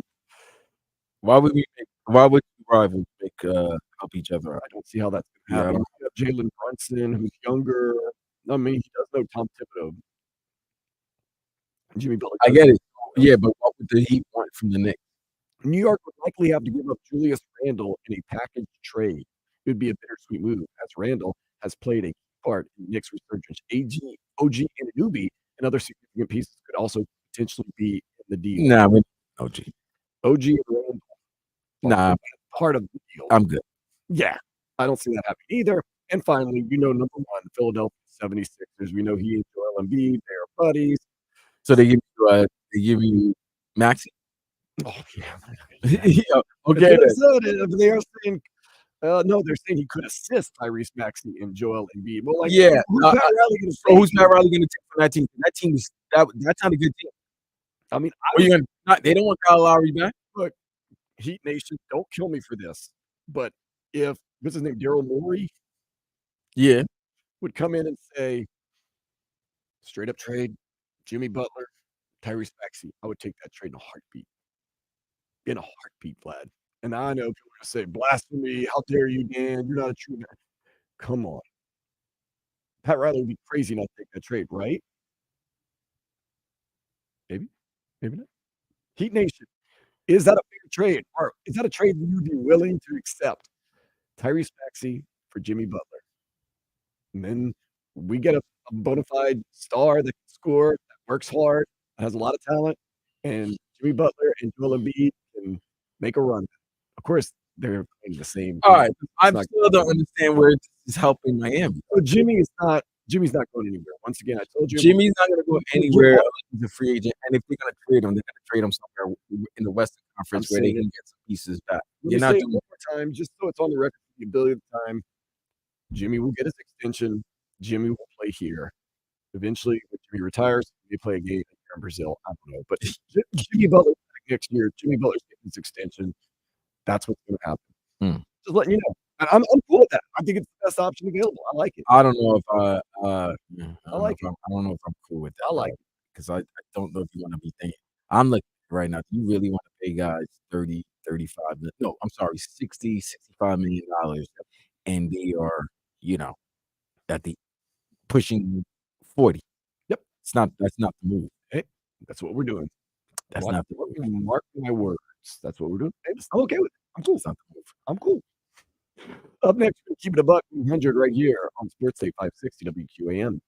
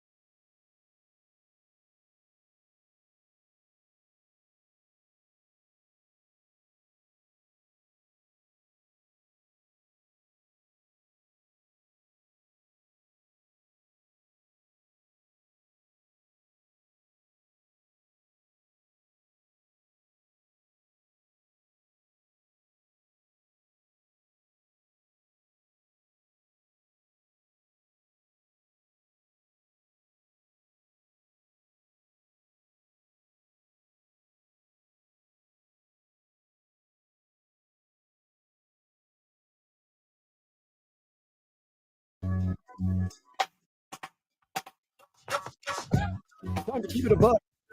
Mark Luzan, love me this all night. Just keep it real, 100%. I'll start off by keeping it a buck. If you are watching on the YouTube or the Twitch, 560 WQAM, type it in. You can watch it live as we do the show. You see that my subtitle says thinks he's Jamaican. I've come to the realization, Vlad, that I, for some reason, think I am Jamaican, at least part Jamaican. Why you think you are? I'm going to explain. I know it makes sense, but so I work with the reggae record label Culture Shock Records. I help produce some reggae music. Okay, I love reggae music. I've been to Jamaica. I have Jamaican friends, a selecta, and I find myself cheering for the reggae boys when they're not playing the USA and CONCACAF. Now, with all that being said, I'm going to keep it a buck. I am not Jamaican. That hurts, man. It hurts. It hurts. Okay. I mean, kind of got long hair. Okay. What? So long hair is dreads now? I do not. All right. That's what I'm saying. You're I not. get along with Jamaican people, but I think Jamaican people get along with everybody. They're so gracious, nice. Sometimes. It's not necessarily. I'm generalizing. Sometimes. But yeah, I have to. I keep having to force myself, remind myself that I'm not Jamaican. Nobody can turn your place more like a Jamaican. Yeah, if Jamaican starts yelling at you might just dig a hole in the ground and just cover yourself because she's gonna put you there with her words. But good to know that I finally realized who you are. I told someone I just told you this before that you were Jamaican. I told them they go, "Well, I am Jamaican." They were like, "Well," I was like, "That sounds ridiculous." Yeah, might be part you're faking. I am probably. No, you're not even part. You're 100% you're faking. I'm 100% you're faking. Yes. I'm wearing a green shirt right now. That's subconsciously me thinking I'm Jamaican or Jamaican. Okay. I am a Jamaican. Yeah, you are. What you got, bud? Keep it a buck. It's been a week. Okay. I hate watching the Eastern Conference Finals. Watching the Indiana Pacers is just disgusting. Well, the Celtics are very boring. No, it's not that they're boring. The Pacers don't deserve to be there. Okay? Oh, because we beat the Knicks. You beat. How You you won. have a 6-person rotation in that final game? No, I'm not making excuses because we say injuries are part of the game, but you were playing. They showed a lineup of the people that the Knicks can have in the game. You ready for this, Cousin? Mm-hmm. At center, Mitchell Robinson. At power forward, Julius Randle. Julius Randle. I'm sorry. At the 3, OG Anunoby. At the 2, Bogdan Bogdanovic. Goodness. And then at the point, Jalen Brunson. And I looked at the screen, and I was upset. Then I looked at the screen, and I'm like, holy crap, that team could have worked right there. That's a starting 5. That could be 50 games right now in the league. And I'm like, wait a minute, if that's 5 of your top 7 or 8 players in your rotation, and they're no longer playing, it sucks. It sucks. I'm like, you know what? I'm good. But then I look at the Pacers, and I'm like, Pacers talking all this trash, but y'all a bunch of cats. And the reason why I say y'all a bunch of cats is because you beat Milwaukee, and Milwaukee was soft. But they were also very injured. And you beat the Knicks. It took you 6 games to beat an injured Milwaukee. It took you 7 games to beat an injured Knicks. And then now your boy is banged up a little bit. Yeah, I want to see you guys act up. So yeah, if they say something, I'm gonna be so mad. Pacers, yeah. And then here's the other thing. I was upset. You weren't gonna beat the Celtics with Tyrese Halliburton. And here's the other reason I was upset. So Halliburton wore a Reggie Miller choke jersey hoodie at the end of Game 7 of the Pacers Knicks series. Cool, I get it. You want to troll? That's cool, but don't do it after the fact.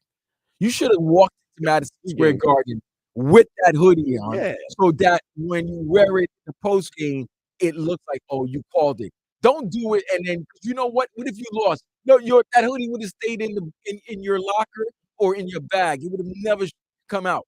So that to me, that's what I mean. Halliburton right now is my new. He's PE number 1, bro. I will say this: it's kind of like that Seinfeld episode where George Costanza threw some jokes after the fact. Yeah, like, the jokes were called. They're out of you. It's like, well, you can't retro. You can't retro troll. Yeah, that's like, nasty. You gotta walk into MSG. You walk with it, let's go. so that when you come back out, it's like, yeah, I called it. I knew this was gonna happen. Everybody gotta respect that. But when you do that, that to me, You a cat. That's like me You being a like, pea cat. I told you, I knew, I said it. Luka Doncic, hit the game-winning three last Right. week. I can't say that after the fact. I have to call it before. Now, granted, we went to that Marlins game. I did call the game-winning hit, And you but did? I did call everybody that came up to bat. The guy on second that didn't get a hit also was going to be the game-winning hit. Hey, listen. 1 out of 5 is not bad. Semantics right there. If you call everything a game winner, eventually you might get one. But yeah, I don't know. That's a bad job by Tyrese Halliburton. That's stupid. That's soft. And you know who else gets, keeping the buck? I'm sick of Michael Malone as well.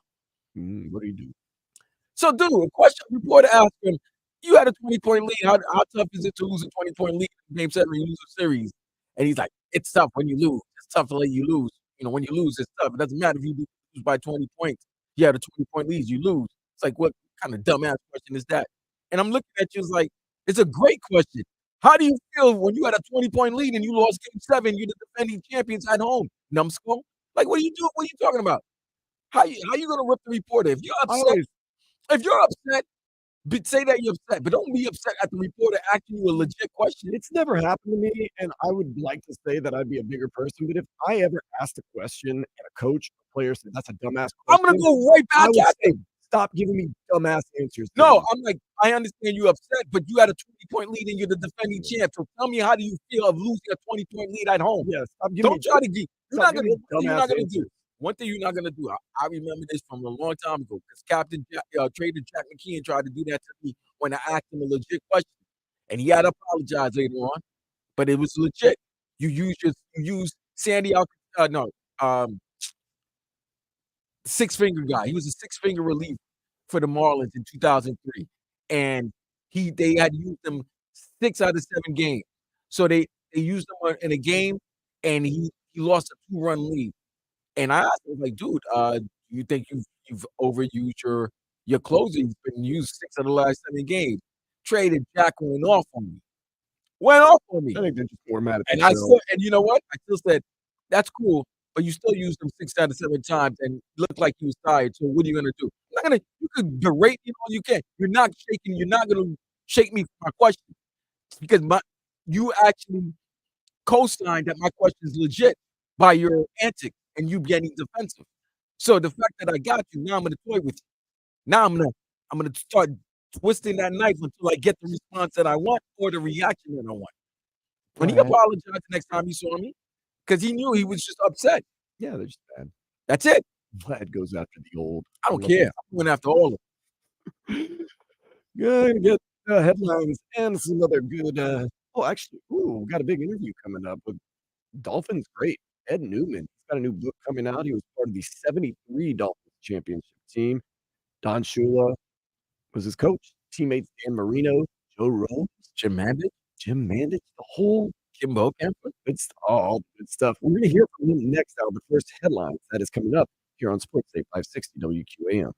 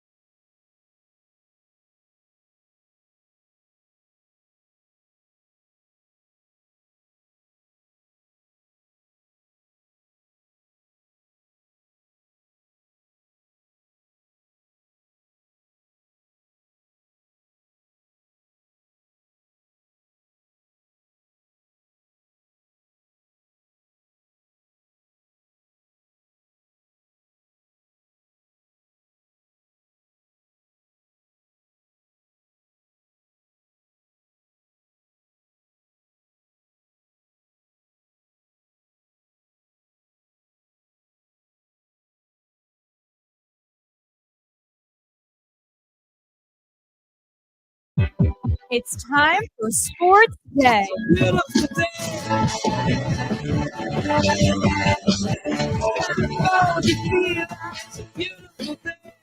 Turn it up. It's Sports Day with Dan Day. Absolutely wonderful game last night between the Panthers and the Rangers. Maurice even said it was a pleasure. He just enjoys hockey, sitting on the bench and watching that game. Two teams very, very, very similar, very close. You know, it seems night in, night out, who's going to get the check marks, who's going to have the advantage, because they're pretty much even. It's just going to be a game-by-game basis. It is a game-by-game war for these two teams. And if the Panthers go out tomorrow at 3 o'clock, 5:60, we're going to have 3 games starting at 2:30. If they go out there and beat the pants off the Rangers, I don't think that much, to be honest with you. This is going 7. The Rangers right back and winning another, and vice versa. So this is one of those, and there were really, man, there was no like high highs or low lows. I will say the Rangers' first goal, that was a pretty goal. Like, that was well played, well done. But the Panthers came back.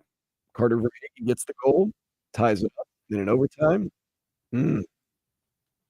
tough one. But nonetheless, two teams that are just every game is a war. It's a battle. You got to take one. I mean, you have to take one game at a time. No looking ahead, because it was an absolute treat. It was absolutely wonderful. It is how hockey is supposed to be played at high stakes in Madison Square Garden. Whatever you want to say about Madison Square Garden, it's the mecca of sports. It was something else. I do feel not good for Rangers fans, but the Rangers fans that spent $700, $800, $2,000 tickets for game 1 and had nothing to cheer about, that sucks. They did have at least something to cheer about. They did have something to cheer about. They saw the game in MSG in the Eastern Conference Final. But I've been to games where your team doesn't do much, and you're just like, man. I mean, that's the risk every time you spend money. No, I'm just saying. You know, the fans left are probably a little more relieved than the ones on game 1.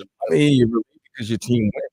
You know, I mean, it's the same, but they probably could have used that money for game 1 and bought a plane ticket, Airbnb, and go to Amarin Bank Arena for game 3 and game 4. They probably still have money left over. Memorial Day weekend, well, nice. Although tickets to these games are not very cheap either, but they're around $400. I can see that. With that being said, Bad Bone, he is in town. Bad Bone should hit the drums tomorrow. 3 nights he was at. Oh, that would be awesome. He's got a concert. He can't do that. What do you mean? The game tomorrow afternoon at 3. Yeah, there's a lot that goes into these concerts. I don't. What do you mean? There's not that much going to concerts. If he performed Friday, perform Saturday, he's probably doing the same thing on Sunday. He could watch the game. He will not be there. You know what? Make a call. We'll see. You got his number. You let him know. No, I'm not. No, that's your boy. Friday, tonight, and Sunday. I was trying to get tickets, but tickets. The cheapest ticket is $150, which is a lot. Is that the nosebleed? Yeah, absolutely.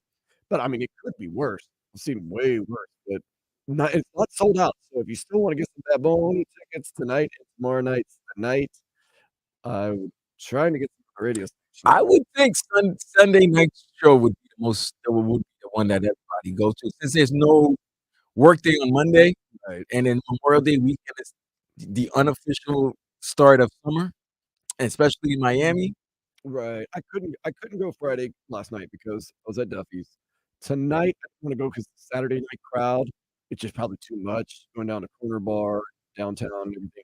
Sunday would be the day I'd want to go, but I'm not paying $150 for 8 tickets to see Bad Bunny. Although, I don't know. Speaking of Bad Bunny, let's get to the montage of everything happened in the sports world last night.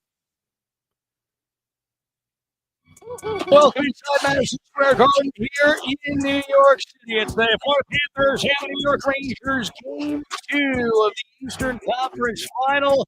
Made his major league debut with the Marlins, facing the first guy in that Panthers box. And Susan Jr. Gallon and Chisholm traded for each other at the trade deadline in 2019.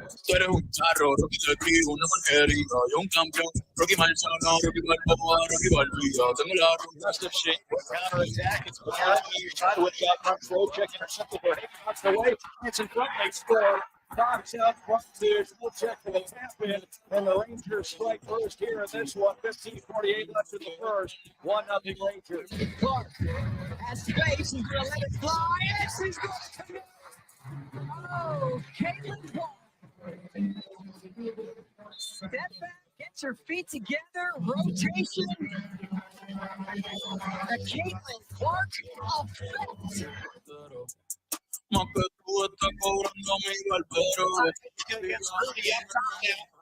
Works to the left, goes right, step back, three. 3 seconds left to play. Dallas is gone and done. 109, 108. Luka gets Gobert for 7. At 6. At 5. Again is left. Stepping to the west. He got it. 3 seconds to go. Time out Minnesota. Dodgers the crossover. And the Panthers step in. And the Panthers in front. 109 to 108.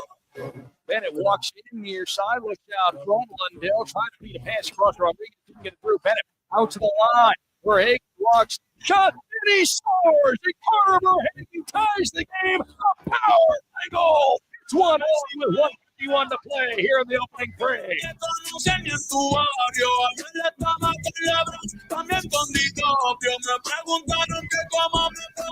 It took 1 hour and 58 minutes for Braxton Garrett to shut out the Diamondbacks and retire the final 14 batters of the ball game. It is a Maddox. It's a complete game. It's a shutout, less than 100 pitches. Magnificent outing. Slides went up the center, knocked out the air. Good throw, right side, throw check, good throw. Scores. 12 in overtime. Barkley, good throw, ends it for the Rangers. 2-1. The Rangers tie the series.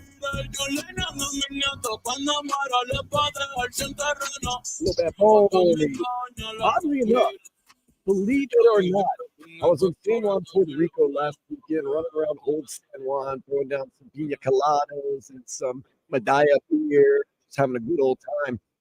Not once. I was at clubs, at bars, walking around the city. Not once did I hear that on me. It's unbelievable. Nonetheless, montage. You heard Clark. She got her first win as a WNBA player. The Indiana Fever started off 0-5 for the season. They are now 1-5 with the win last night.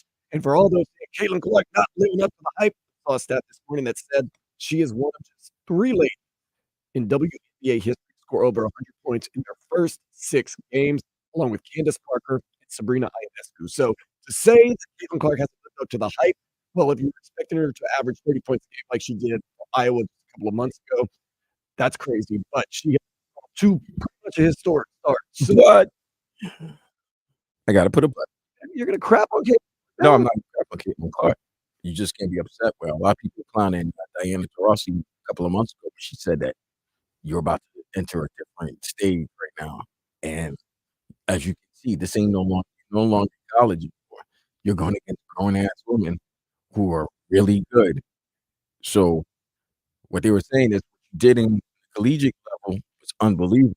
And what you've done with the notoriety and the notoriety that you've garnered, the fame you've garnered has helped the game college-wise and professional-wise. But now it's real competition. And as you can see, them girls are after. She's got to show out. Got to prove herself. She had some deep threes last night. That's good. If I were her, I would ask Diana Taurasi on the court. I say, "How was your chartered flight?" You're welcome. It doesn't matter. Yeah. Yeah, No, I just like to talk trash. yeah, and it's like, I wouldn't say. and then do you know what Diana can say? How's those college championships? Oh, you never had one. How's the WNBA? Oh, you haven't earned one yet. You haven't had a chance. It doesn't matter. So you got to know who you're talking to as well. Before you start talking trash, you better know who you're talking trash to. Don't matter. Yeah, it does matter. That person can, when they start laying down their accolades and their achievements, it pales in comparison to yours. Like it doubles yours. So you gotta watch out when you're talking trash. She didn't start the fight. It didn't matter. She didn't start the fight either. All Diana said was give her opinion, and her opinion right now is looking to be fact. Oh, Caitlin Clark's been fine. I told you one of the best 3 starts scoring wise in NBA history. Is scoring the only thing that matters? Okay, then that's what I'm saying. She's also turned the ball over a lot. You know what I'm saying? Her team's not. Luka Doncic also led the league in turnovers this year, but and his team is where right now? The Western Conference Final. What's the Fever's record right now? They're 0-5. 1-5. Okay. Man, Caitlin Clark hate. Not Caitlin Clark. she It's hate. a fact, bro. It's a fact. I'm not hating on her. I give her all the props. I said none of these ladies should be hating on her. I don't, you know what I'm saying? They don't have to get petty. But if they're stating the fact that, look, she's now leaving college to go against real professionals, and it's not going to be that easy. They're right. Most people, they do have a little bit of a drop off when they play against professionals. Only person I can think of off the top of my head, I'm sure there's tons that are better pro than they were in college. Well, no, I'm sorry. Candace Parker didn't have a drop off when she went from college to the NBA. She was Rookie of the Year, MVP, and won the NBA championship. Like, that's what I'm saying. I'm talking about people that are better in pros than they were in college. I have Patrick Mahomes was better in the pros than he was. I'm sorry. Let's Sean Marion, Matrix. He played at UNLV. Nobody knew who he was. He had a great pro career. Okay. Some people, their game translates better to pros, but most people, it's a step up in competition. It's a different animal, man. Different animal. Her game should definitely be okay. But I'm just saying, everybody was ready to. Here's what I think. We spoke about this earlier. People don't let things marinate. People want instant gratification. So in their mind, I just saw this lady put her team on her back and carry them to 2 Final Fours and a national title game. Right? Was it 2 national title games? Yes. Yes. 2 national title games, but they never won. And she was the number 1 pick. And she was in college like 3 weeks ago. It don't matter. They all do that. It's not like this is like everything changed for her. Every number 1 pick has to go through that. So what it is, you got to show instant success. That's all it is. And they need her to be successful because you don't know how long people's attention span is going to be. If she's 1 in 10, I don't think people are going to start fighting. They're going to be like, you know what I mean? Their next game is against 2-time defending WNBA champions, the Las Vegas. They're going to be on a lot, but she's going to have to start winning soon before the interest starts to wane. I had this argument with Dana Rabinowitz and Omar Kelly. They're like, oh, she has to be good and they have to win. I said if the WNBA had to choose between Caitlin Clark being fantastic or Caitlin Clark being okay, but her team being very okay. Caitlin Clark fantastic, but her team bad. Caitlin Clark okay, but her team's good. They want I think no. fantastic. They'll take okay and good. No. Yes, they will. You know why? You can market good. Caitlin Clark and the 15-5 Indiana Fever against the 2-time defending champions Las Vegas Aces. Yeah, I can market that. Oh, 2 good teams are going, and it's the defending champions against Caitlin Clark. Boom, I'm sold. I'm watching. But if it's Caitlin Clark in the 3-18 Indiana Fever versus New York Liberty and Brianna Stewart and Sabrina Ionescu, I might not watch. 3-15, they're gonna lose. They'll be 3-16. Yeah, but you're not watching the game. You're watching Caitlin Clark. I'm watching. I already told you it's not about the name. So it's about the game, bro. I already told you that. I'm telling you that most people that are watching these games aren't watching because they are Indiana Fever or but that's Las how Vegas. that's how you get people. People want to know that the best are going against the best. Okay. So if there's a good team versus a good team, you're gonna watch, bro. Okay. It is. It's the same way with the NFL. Let me put it this way. So if she gets hurt and the Indiana Fever go on this big winning streak, people are going to still tune into the Indiana Fever. If she's hurt, you didn't say she's being hurt now. No, I'm just saying. Now you're adding things. You just saying making it no. It's about her game. You talk about her game. Her game. So if she's good and they're winning, because you could be great, but if you're not winning, nobody's gonna give you rat ass. So let me ask you this: in Miami when they were losing last so year, in Miami, right? And then going to the game. People were going to the game, and then what happened? Messi was winning, right? They won the league championship, right? Yeah, but it doesn't matter. But they were winning, correct? What was the record? But they were winning, so he was winning. Record? So was he playing well, and they were winning? They had a losing record. When they got Lionel Messi, did they start winning? They started winning, and he was playing well. It doesn't matter. He's winning. I'm asking you a question. Yes, it matters that he's winning. So people in Vancouver are saying, "Oh, Messi's coming to town, but Inter Miami's not a very good team, so we're not going to go to the game." No, they're saying, "I'm going to see Messi." But don't you think Inter Miami being with Messi and being a first place team doesn't help? Doesn't hurt. Doesn't help. Doesn't hurt. So that's what. So Inter Miami. So if the Indiana Fever or 3-18 Doesn't in a matter. sport that people are starting to watch, they're gonna win. It's not an interest. Why watch a game if the person's gonna lose? But if the person's doing okay and the team is winning, I'm gonna watch because that person might That's put not on a the argument I performance. was making. That's what it is. It's about you Well, said of course the WNBA no. wants You you to said win in the this. game No, and get you money. gave me two options. And you You said gave that me they two need options. to be winning. Will people watch if Caitlin Clark is doing well and they're losing, or if Caitlin Clark is playing okay and they're winning? I said the WNBA would rather do okay and the Indiana Fever winning than her doing great and they're losing. I disagree. You gotta win. No, you don't. So you don't think that? Okay, let me ask you this: you think people talking anything about the Dolphins if Tua is putting great numbers and the Dolphins are losing? They're going to talk about Tua no matter what. Yes. Are they gonna? Do you want to watch the Dolphins if Tua is playing great but they're not winning? Yes. No, they're not. The NFL is not doing that. The NFL would want Tua to play good and the Dolphins win. That it goes hand in hand. If you're playing great and the team is winning, that's because it's due to you. Yeah, if everything's going right, of course. If everything's going right, of course they want the Indiana Fever to be good and Caitlin Clark. You think they're promoting Anthony Edwards right now because the Timberwolves are mediocre, or because he's helping the Timberwolves win? Been mediocre lately, but they're winning. It's the playoffs, so they got to show the game. So that's minus that. But, no, take it out. You know what I mean? Minus that. They got to show them Lock the games out. But that's the thing, bro. You gotta win. You've got to win as well as play good because your winning helps you, especially if they're trying to market you. If you're losing and you're playing well, people are gonna be like, "Oh, you're playing well, but you're still losing." Losing matters, dog. Winning and losing still matters. It still matters. Winning and losing still matters, and it produces asses on the seats. It does. I was saying what would be prioritized by the league. And in my opinion, if Caitlin Clark does sensational things, more eyes are going to come.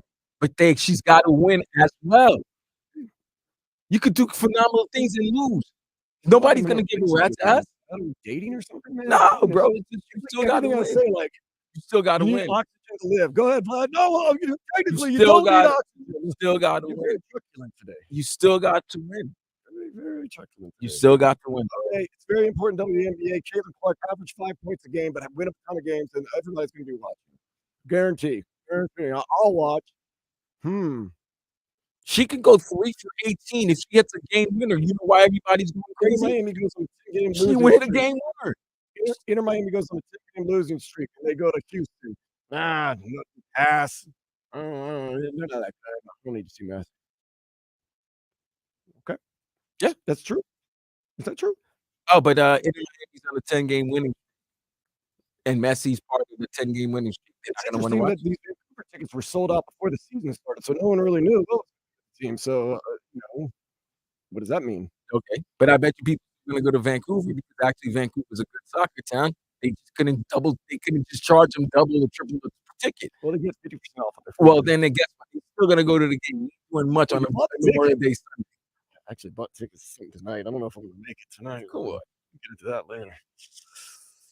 Barclay Goodrow got the game-winning goal overtime as the Rangers down the Panthers 2-1. The series is tied at 1. Headed to Amerant Bank Arena tomorrow, 3 o'clock. Damn, the game's in 24 hours, bro. 2:30 game right here on 560 WQAM at 8 tonight. The Edmonton Oilers try to take a 2-0 series with Dallas Stars. Both those teams very interesting because they could possibly match up with the Panthers. Question: to get through.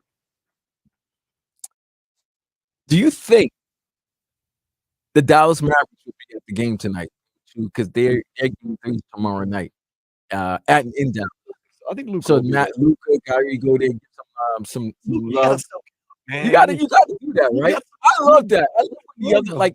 I love when other sport teams are in the playoffs and they go check out like when the Heat would go check out the Panthers or vice versa. Luka needs to soak it up, man. Like you hit the game winner, don't go off into hiding.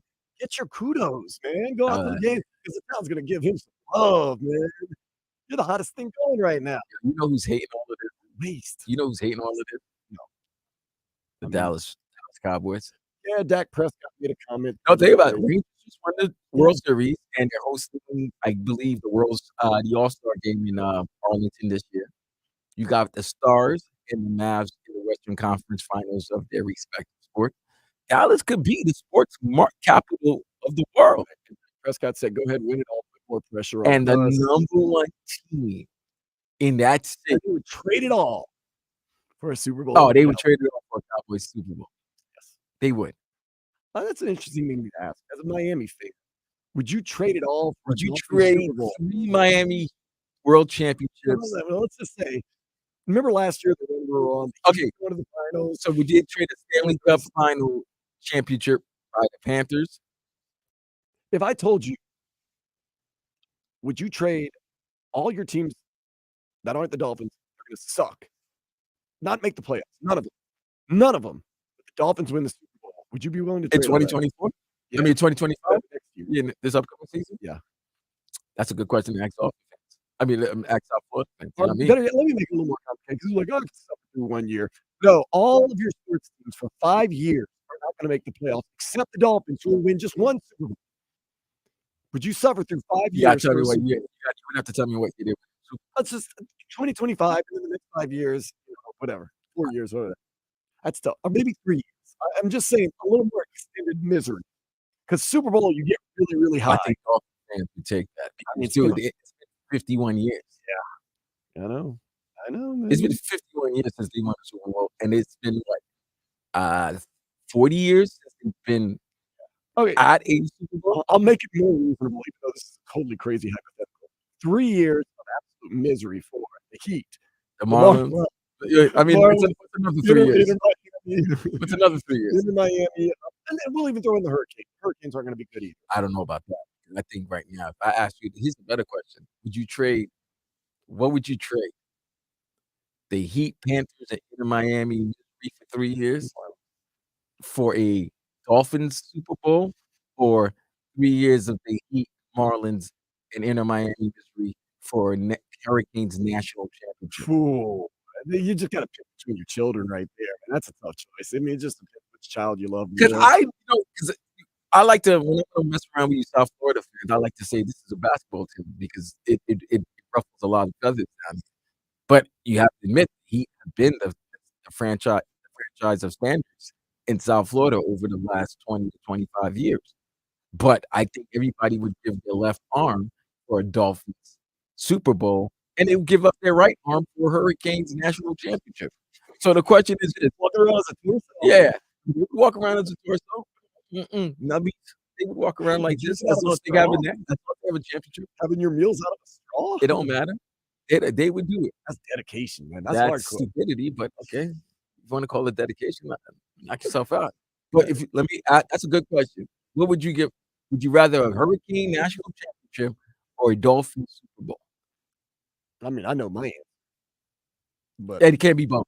no, I'm not saying both. I don't cop out like that. Uh-huh. I would go for a Dolphins Super Bowl because I've had the luxury and the luck and just the good fortune of having my team win a Super Bowl and my college team win multiple national championships, Heisman trophies, stuff like that. And the higher I got was not my alma mater winning national championship, Heisman trophies, and all that other stuff. It is Saints winning a Super Bowl. There is no higher than a Super Bowl, especially when your team, number one, has not won it ever or in 40 years, and has, for the most part, Dolphins have been pretty irrelevant for a long time. I mean, they've had winning seasons, don't get me wrong, but they've had a lot of more losing seasons than winning seasons. That Super Bowl high is high.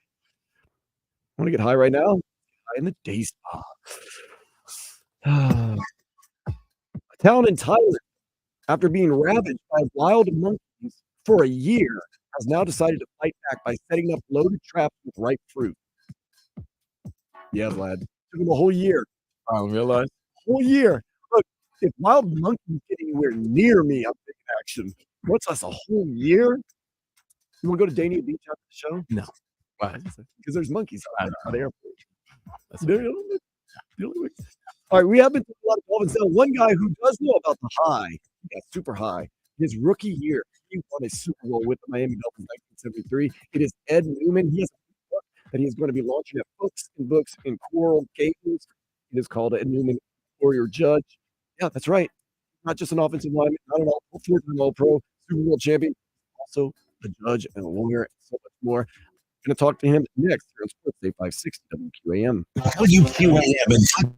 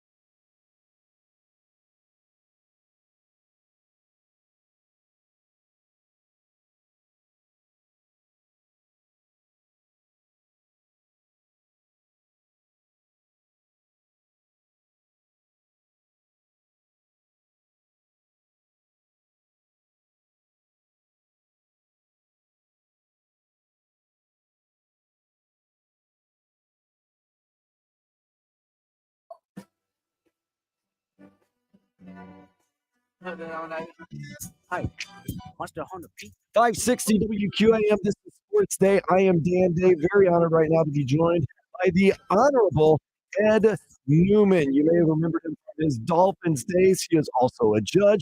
He is now also an author. He is going to be debuting his new book, and you can check it out. Check him out. Everything else surrounding that.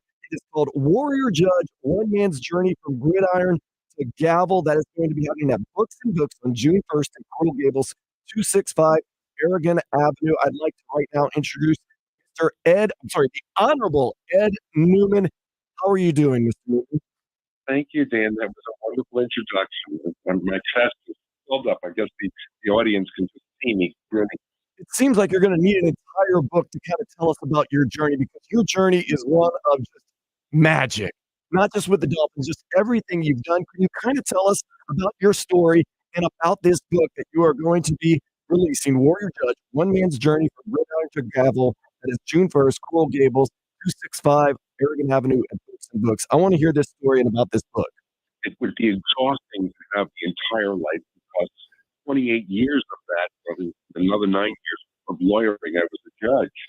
I would really have to have two books, but we focused mostly on the early development, sports, nature, my character, academic being very important in it. So the book starts out in a very readable first-person point of view, and I'm dealing with having my place in school, fighting with my parents about keeping my grades up.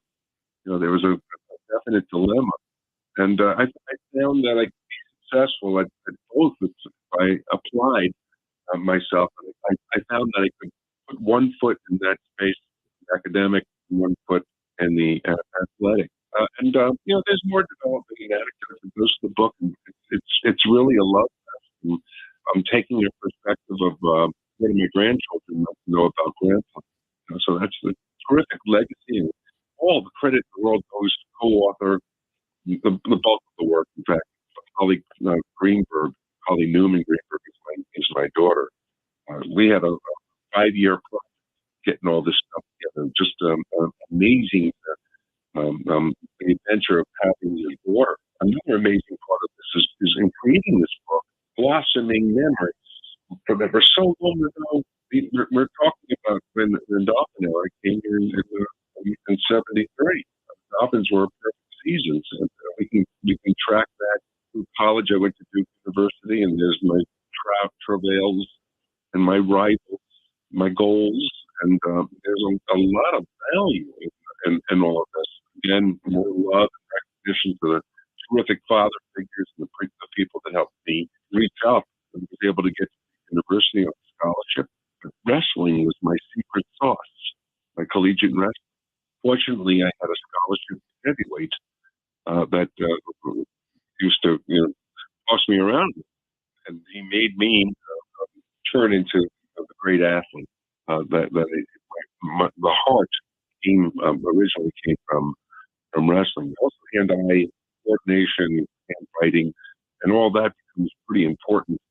I did very well as an athlete. I had some run-ins with the coach, but there's some drama, and it's really terrific to flow in the hip pocket with an athlete like myself, so you can start seeing what it's like to get drafted, and to meet the perfect season.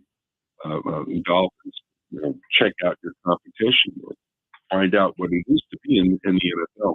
And the whole deal with the fans was just it's mind-boggling, and it's first person all the way. This story starts with developing it as a spine, chapters with anecdotal values that anybody can pull from. It's a book that you don't have to necessarily be an athlete. You can. It is something that I think teenage kids would really like to have with their dads or their moms. It's been very well received on the recommendation thing on Amazon. This is available on Books and Books and Apple Books, I think, and other places where other books are sold. So we're really excited about this. It's a wonderful story, Eric. You started out as a kid in Long Island, New York. You go to Duke University. You're drafted in the 6th round by the man, the myth, the legend, Don Shula, following the perfect season. What type of pressure were you facing coming into the Dolphins organization as a rookie with everything that had just followed the season before? I'll be candid. I mean, Kuchenberg and Larry Little were both Hall of Fame caliber ball players. So there's room for one other guy. And that guy was Al Jenkins. So I'm looking at my competition. Al Jenkins was a serious stud. He was in my heart.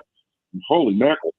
Let me not stop there. I got off the plane and that blast of hot, humid air hit this New York boy. Damn, this is soup. I don't know. I'm the manager. But you're damned if you have the heart. I also had a terrific coach, Monty Clark, and he was one of those guys that said, if you've got enough to reach, then you go ahead and I'll show you how to reach. And I reached pretty high, and he encouraged me. He said, you're not failing, but you're not there. You're not successful to be on this team. With him, and it really wasn't an attitude. I would run through a wall for Coach Shula and for Monty Clark. I did. And not only would I did it. I walked the walk. I sacrificed my body for the team, the fans, for myself. Well, Ed Newman, it definitely paid off. 12 seasons with the team. You won a Super Bowl, 2 AFC conference champions, all-pro recognition 4 times. Without giving away too much, because I know you probably get into it, but a lot of people, Don Shula is a legend. He is an idol down here in South Florida. Can you kind of give us a little taste of what it was like to play for such an iconic person? There was no pleasing this guy. He was a very stern father figure. He ran a military type of operation. You couldn't talk to him. Maybe the captains, but I had captains, but I wouldn't dream of beefing with the guy. Or this adult guys, and he ran that military operation. There's a departure from the current of sports. You could knock on the door, though. He could be genuine. There was no mistaking it.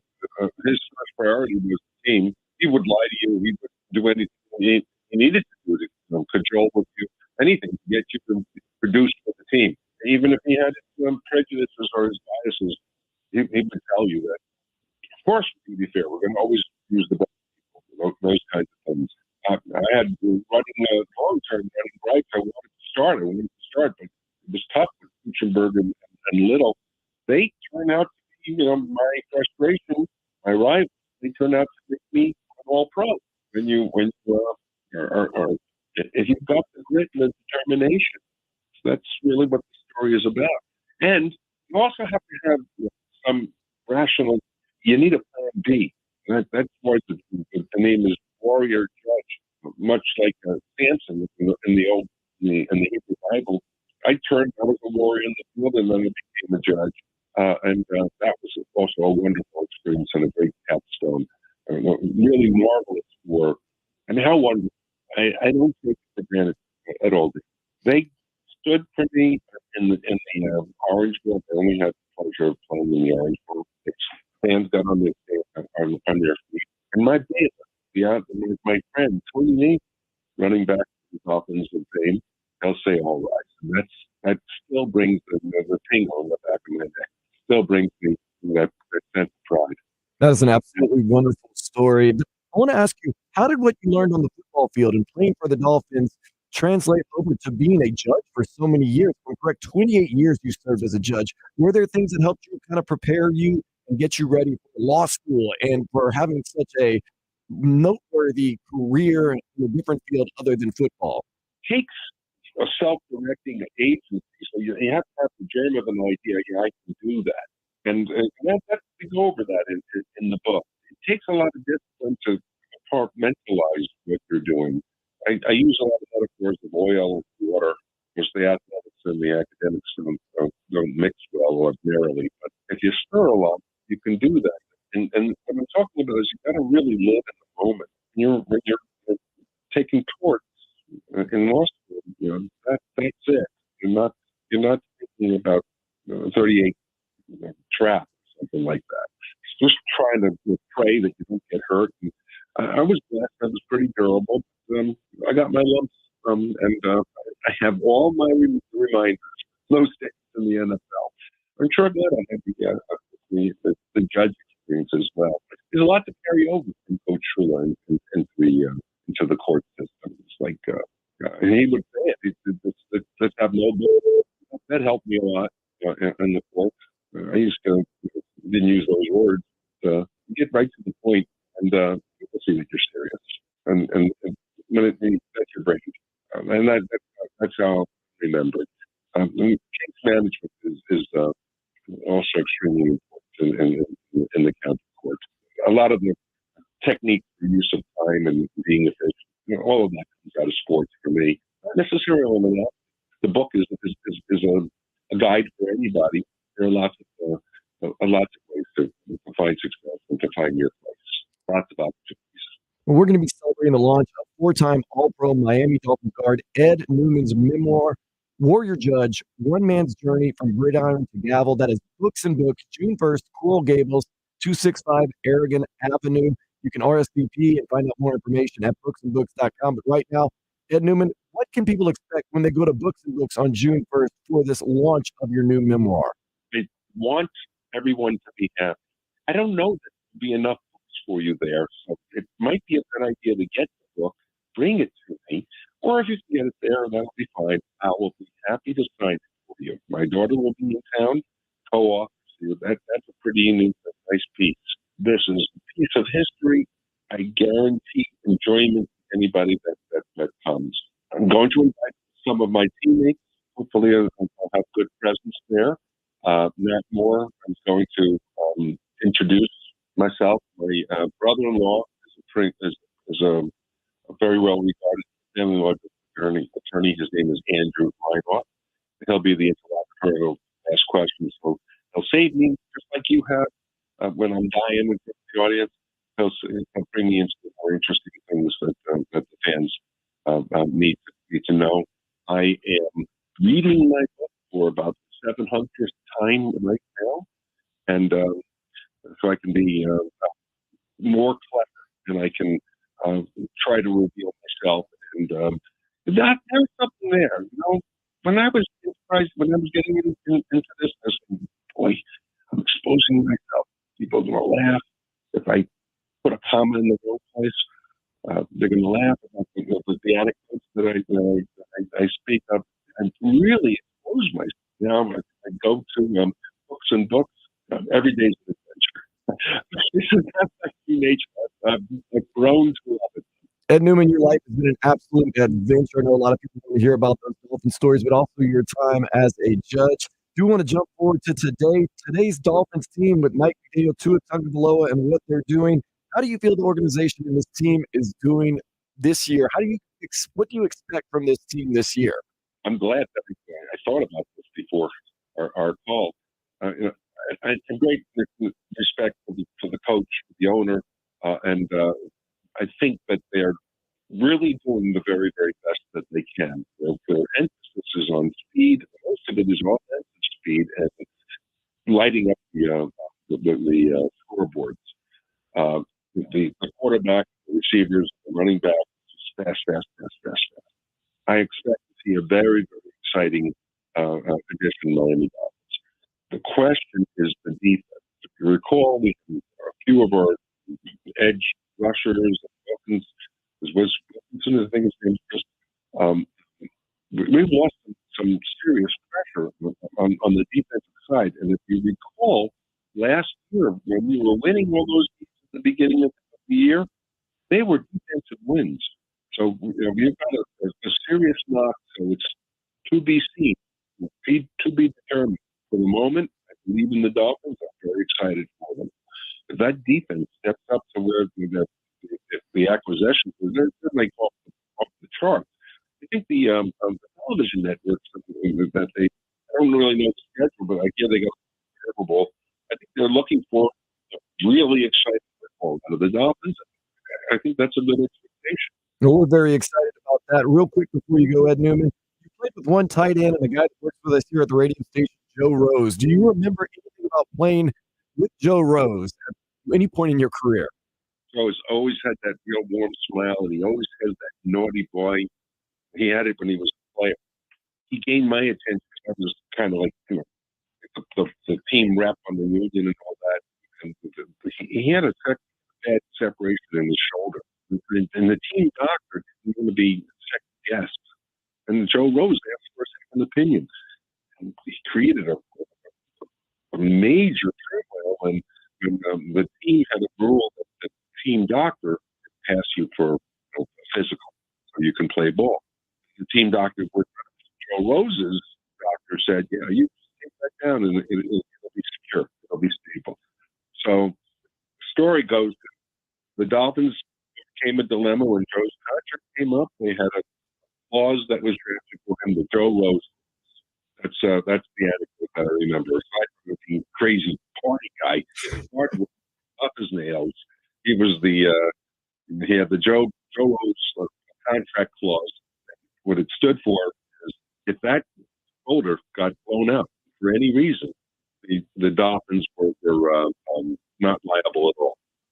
So many great stories about the Dolphins, but also your life, being a judge, coming up Duke University. It is an absolute treat. Be sure at all your outlets to get Warrior Judge, One Man's Journey from Gridiron to Gavel. You should especially be out at Books and Looks, June 1st, Coral Gables, 265 Aragon Avenue, to meet with former Dolphins guard Ed Newman. Get the memoir signed, share some stories, have some fun. Go to booksandbooks.com for more details. Ed Newman, thank you so much and best of luck. Thank you. Thank you. Thank you so much. This was incredible. And Holly, thank you as well. Look forward to seeing all the fans over at Books and Books.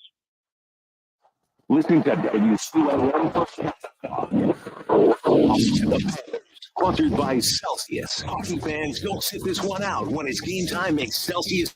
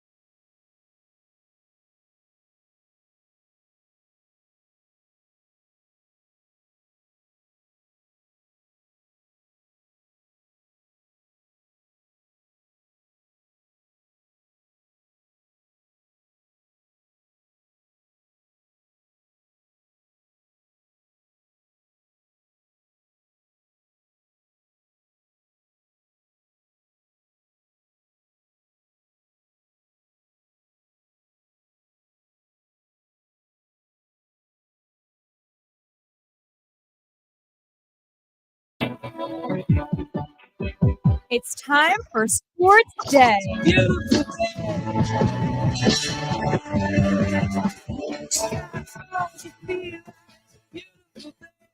Turn it up. It's Sports Day with Dan Day. We were truly blessed with a great sports day yesterday. Hopefully today will be another great sports day. As I replay it in my mind, Vlad, I start saying, wow, last night was electric. But why replay it in your mind? We can just replay it and hear it live. Some Baboni. Welcome inside Madison Square Garden here in New York City. It's the Florida Panthers and the New York Rangers game 2 of the conference final. Major League with the Marlins. Tonight, the first game of the batter's box. Jens Chisholm Jr., Gallen and Chisholm traded for each other at the trade deadline for 2019.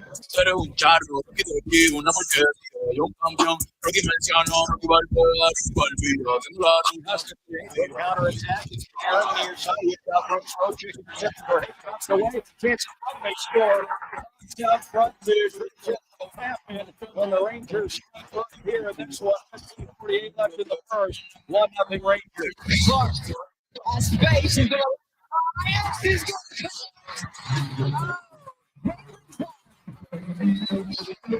Step back, get your feet together, rotation. Caitlin.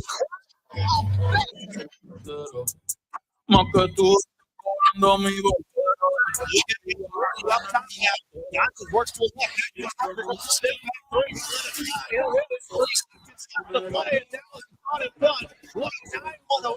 Luka gets to with 7 and 6 and 5 between his legs. Back. He got it. 3 seconds to go. Slide out. Gets the crossover. Happens, step back. Everson front. 109. 108. Bennett walks in. Your side looks out. Lundell trying to beat pass across Rodriguez. Bennett out to the line. Higgy walks in. And he scores. And Carlo Hagee ties the game. A power play goal. It's 1-1 with 1:51 to play here in the opening play.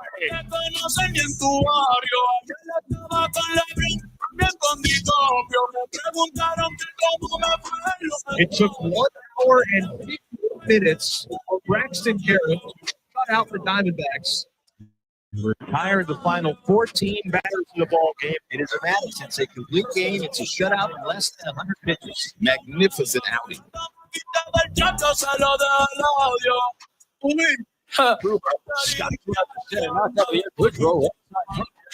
What a shot. Scores. In overtime. Markley Goodrow ends it for the Rangers 2-1. The Rangers tie the series.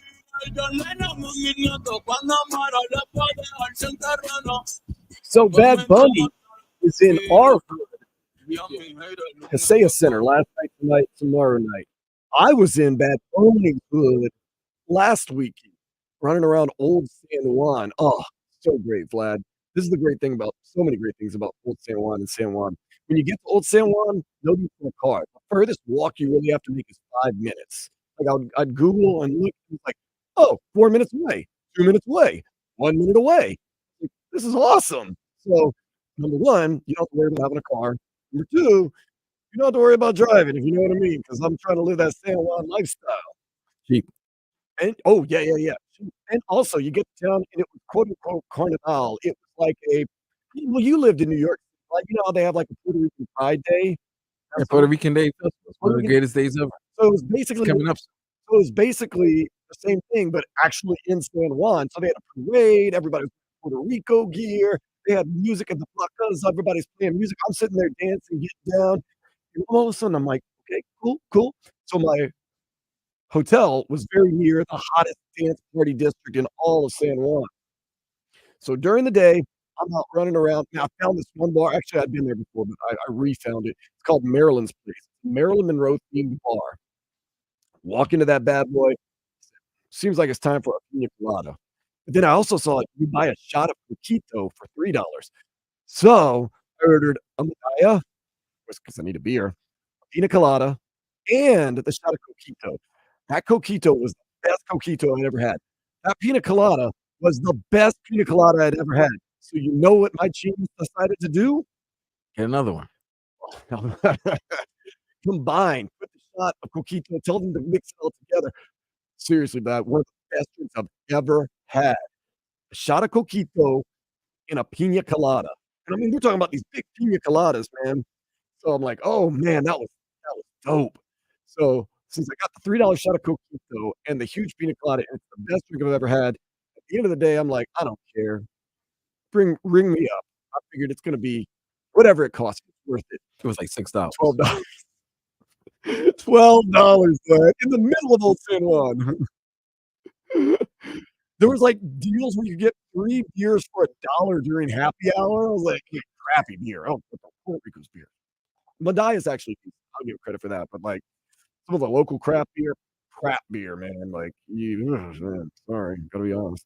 But I'm running around. I'm doing everything in Puerto Rico. Like I said, this district was hot, man. I'm going to La Paria, El Bete. El Bete was fantastic. One of the famous dive bars in Old San Juan. But music is blaring, and all of a sudden the trip is starting to end. And I'm going, wait a second, something's missing. There's something I'm not getting that I thought I would get here in San Juan. Not once did I hear Bad Bunny. Zero. Arguably, and I'm going to argue this. Wait. Hold on. Yeah, go. Before you get into why you don't see the current national treasure of the city of the island, did you see other things like did you see like Dude, they had kids wearing Roberto jerseys. Clemente? They had kids wearing Did you see like jerseys did everywhere. you see a Felix Tito Trinidad? Did you see like Miguel Cotto? Did you see anything like that? Did you see any museums for I think Pudge is Puerto Rican, right? Yep, Pudge is Puerto Yeah. Rican. Did you see anything with Pudge? Some of the great baseball players of Puerto Rican descent. Clemente jerseys everywhere. And I'm not talking about old timers. You got 20-year-olds, 19, 18-year-olds wearing Clemente jerseys everywhere. It was Pride Day, so that might have been part of it too. But you saw There was no Clemente- Jose Alvarado jerseys anywhere. I did not see any Jose Alvarado jerseys. No. By the way, Puerto Rican Day Festival, Puerto Rican Day Parade is June 9th in New York City. June 9th, 2024. It is dope. It's always great. It is dope, man. And luckily, I know my way around a carnival, so no worries about that. And if somebody can give me information of where there's a Puerto Rican Day in Miami or in South Florida, let us know. We will Please promote that. well, I'll broadcast live. Get me a pina colada, coquito shot, medalla. Oh, and some of the local flavor. Nonetheless, no Bad Bunny, zero. Now, arguably, right now, the most famous. And I get heckled for this all the time. The most famous Puerto Rican of all time. I'm sorry. I think it happened already. The Florida Puerto Rican Day Parade was April 27th. So if it happened already, We'll put that in my phone for next year, Vlad. But I would argue, and some people agree with me, and some people debate me on this. The most famous Puerto Rican of all time is Roberto Clemente, at least in my mind. But Bad Bunny, he had the #1 selling tour in the world last year. In the world, now in the world, yeah, in the more world. than Mrs. Swift. Well, she actually had. Or Miss Swift? Or the year. It was one of the years she wasn't. Oh, okay, yeah. Because I was about to say, ain't nobody was being Taylor in 2023. Taylor's It was coming to, like, 2020 Hard Rock Taylor Stadium 3. for $2,000. They had some Hector Lavoe out there. I'll give him credit for that. I saw some Hector Lavoe shirts. I saw some Roberto Clemente shirts. I did not see anything. So finally at Maryland's place, which is in Old San Juan, by the walls, by the gates and stuff, I asked the guy, I said, Guy? Did you say, hey, guy? Say, hey. Hey, Chico? I was going to say a different word, but let me clean it up. I said, hey, hermano. I ain't your brother. Nonetheless, I asked him, why haven't I heard that much Bad Bunny? He goes, I mean, people play it here and there. I was like, man, is it possible that Bad Bunny is more popular in South Florida than he is in Puerto Rico? I mean, you don't see J-Lo all around Puerto Rico, do you? No, there was no J-Lo, but she's from Queens, isn't she? No, she's from the BX, but she's Puerto Rican. Okay. Yeah, she is. Okay, so she's one of the most famous Puerto Ricans of all time. Of course. Isn't Fat Joe Puerto Rican too? Fat Joe's half Puerto Rican, half Cuban. Okay, Big Pun. Big Pun's Puerto Rican. Mark Anthony. Mark Anthony is Puerto Rican? Yeah. Okay, so they John Leguizamo, Puerto Rican. But there were a lot of Roberto Clemente jerseys. I did see some Hector Lavoe shirts. So no love for Tito Trinidad, huh? No love for Miguel Cotto. No, didn't get that. No Pudge Rodriguez. No, But I mean, Bad Bunny didn't get a lot of love. J-Lo, didn't hear any J-Lo.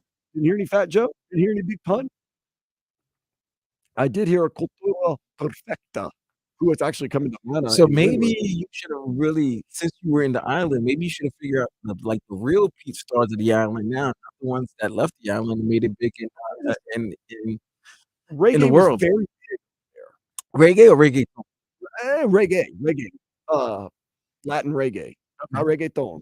No, like I said, no Bad Bunny. But like a lot of Cultura Perfecta, who's actually coming to Mana and Wynwood. I want to go, but I'm not going to end up going. But lots of reggae. I even went to like rooftop bars. They were playing Latin reggae with more of a Latin flavor to it, but still reggae. It's not reggaeton. Not reggaeton. Once again, if you don't know the difference, reggae is from my home country, Jamaica. Lies. Jamaica. You're I am one heck of a Jamaican. Nonetheless, reggaeton is more like Bad Bunny, you know, with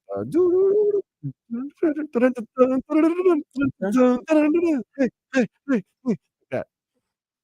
Yeah. I got into You know it. what? Some might say that's a colonizer. I'm just giving you, man. Colonizing. I'm Jamaican, man. I can do that. Hey, man. At least I don't talk in a that would be to me. That's disrespectful. R.V. Ritchie, that's a great one. Dan, you're mad. You're bad bony. I'll take that, man. I'll take that. Okay, so now we decided that I'm half Jamaican, half Puerto Rican. I know nobody said you got Puerto Rican or half Jamaican, but they say you're full bony. What? Oh, that's true. Ain't no doubt about that. Come at me about that. Skinnier than ever. Although I ate my way through Jamaica, man. I'm Jamaican. I don't know where I'm at anymore. I ate my way through San Juan. Did you eat some of the good Fongo. cuisine? Fongo. Okay. I went to a lot of nice, really good restaurants, man. I'm trying to think what else. Wait, did you go vegan? Are they vegan in Puerto Rico? No, I did mostly vegan. They had some plant-based restaurants that I ate at. Right, I just found them. One place, the first place I walked, I ain't even lie. I sat down. Cheapest thing for lunch on the menu was like $34. I didn't even play. I was like, no, price gouging. I got up, left, straight up in the dude, not the dude's face, but he kind of knew what was going on. He didn't even stop me, you know. But nah, everything else, and it was fun and it was cool. And I love Puerto Rico. I love San Juan. Walked around, man. Those pina coladas, Quito. I don't know about drinking dairy alcohol in warm out. I'm not a big I fan usually of did that. it in the evenings, though. During the day, it was all beer. And maybe some craft cocktails. I got a lot of craft cocktails while I was there too. Because I'm thinking 88 degrees in June and you're drinking a dairy product. It could be refreshing, but it's not refreshing a couple hours later. Yeah. When it's leaving, it goes out another orifice. It's not pretty good. You It's throw not, the beer on top of it. yeah, but you said the beer was nasty. One of the local beer places was not very good. I thought my diet was good actually. It was actually better than I remembered. But like the local craft beer that they were pushing around there was not that great. To be honest with you, kind of like I'll be honest. Should drink Puerto Rican rum. I did that. I Okay. did well. I mean, so I was open to it all, man. 150 rum. I had some Don Q, had stuff like that. Whatever they gave me. There's no sporting events going on around that. That's what I told you. It sucked, man, because it's baseball starved. And when I say starved, But they love baseball. The Olympics coming on. They might be having some competition to qualify for teams, maybe baseball, boxing, something. Puerto Rico's a great island. It's giving us some of the greatest athletes in the world. Tampa Bay Rays game because the whole deal with Marlins and Valleys and stuff. So I'm guessing they usually get Marlins games, but now they're stuck with watching the. Is Marlins is the team of Puerto Rico? I don't know. I don't know because they couldn't catch it on TV. Well, are the Rangers the team of Puerto Rico? Like that's where Pudge played. Yeah, but he won a title with El Marlins. And didn't he win with Detroit? No, wait, they didn't. No, they just they got went to the World Series. Yes. It was interesting, man. It was fun. And also, whenever I speak to people, they would respond to me in English. I was like that one.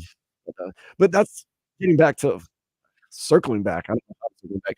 I do not speak with Patois because I think that's disrespectful to people. Wait, Chet Hanks? No. What I'm saying, Chet. That Tom Hanks rapper son. No, he thinks he's Jamaican. Oh, I don't want to be. I don't want But I to ain't gonna lie. He gave his dad the greatest breakdown of the Drake Kendrick Lamar rivalry. He's a rapper. You know what? I don't think Chet's cool. He's Rapper. all right. I mean, like you. I might have to give. He's a good rapper. I'm Just not. said he's a rapper. No, I'm just saying. No, I'm not just saying. I think Chet knows the culture. There you go. He knows the culture. I don't know if he's a. He's not a vulture.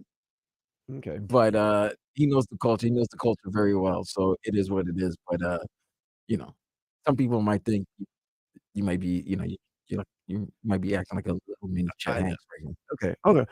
The reason I don't speak of Patois is I find that it could be offensive because when people try to speak with Southern accents to me, they're usually doing it out of spite and they're being really mean. So of course, I don't try to be cool and speak with Patois, even though sometimes I erroneously or I think I'm faking. Well, you act faking, cool. But at least I I think we admit all it. do it. Yeah, as long as you admit it. But I think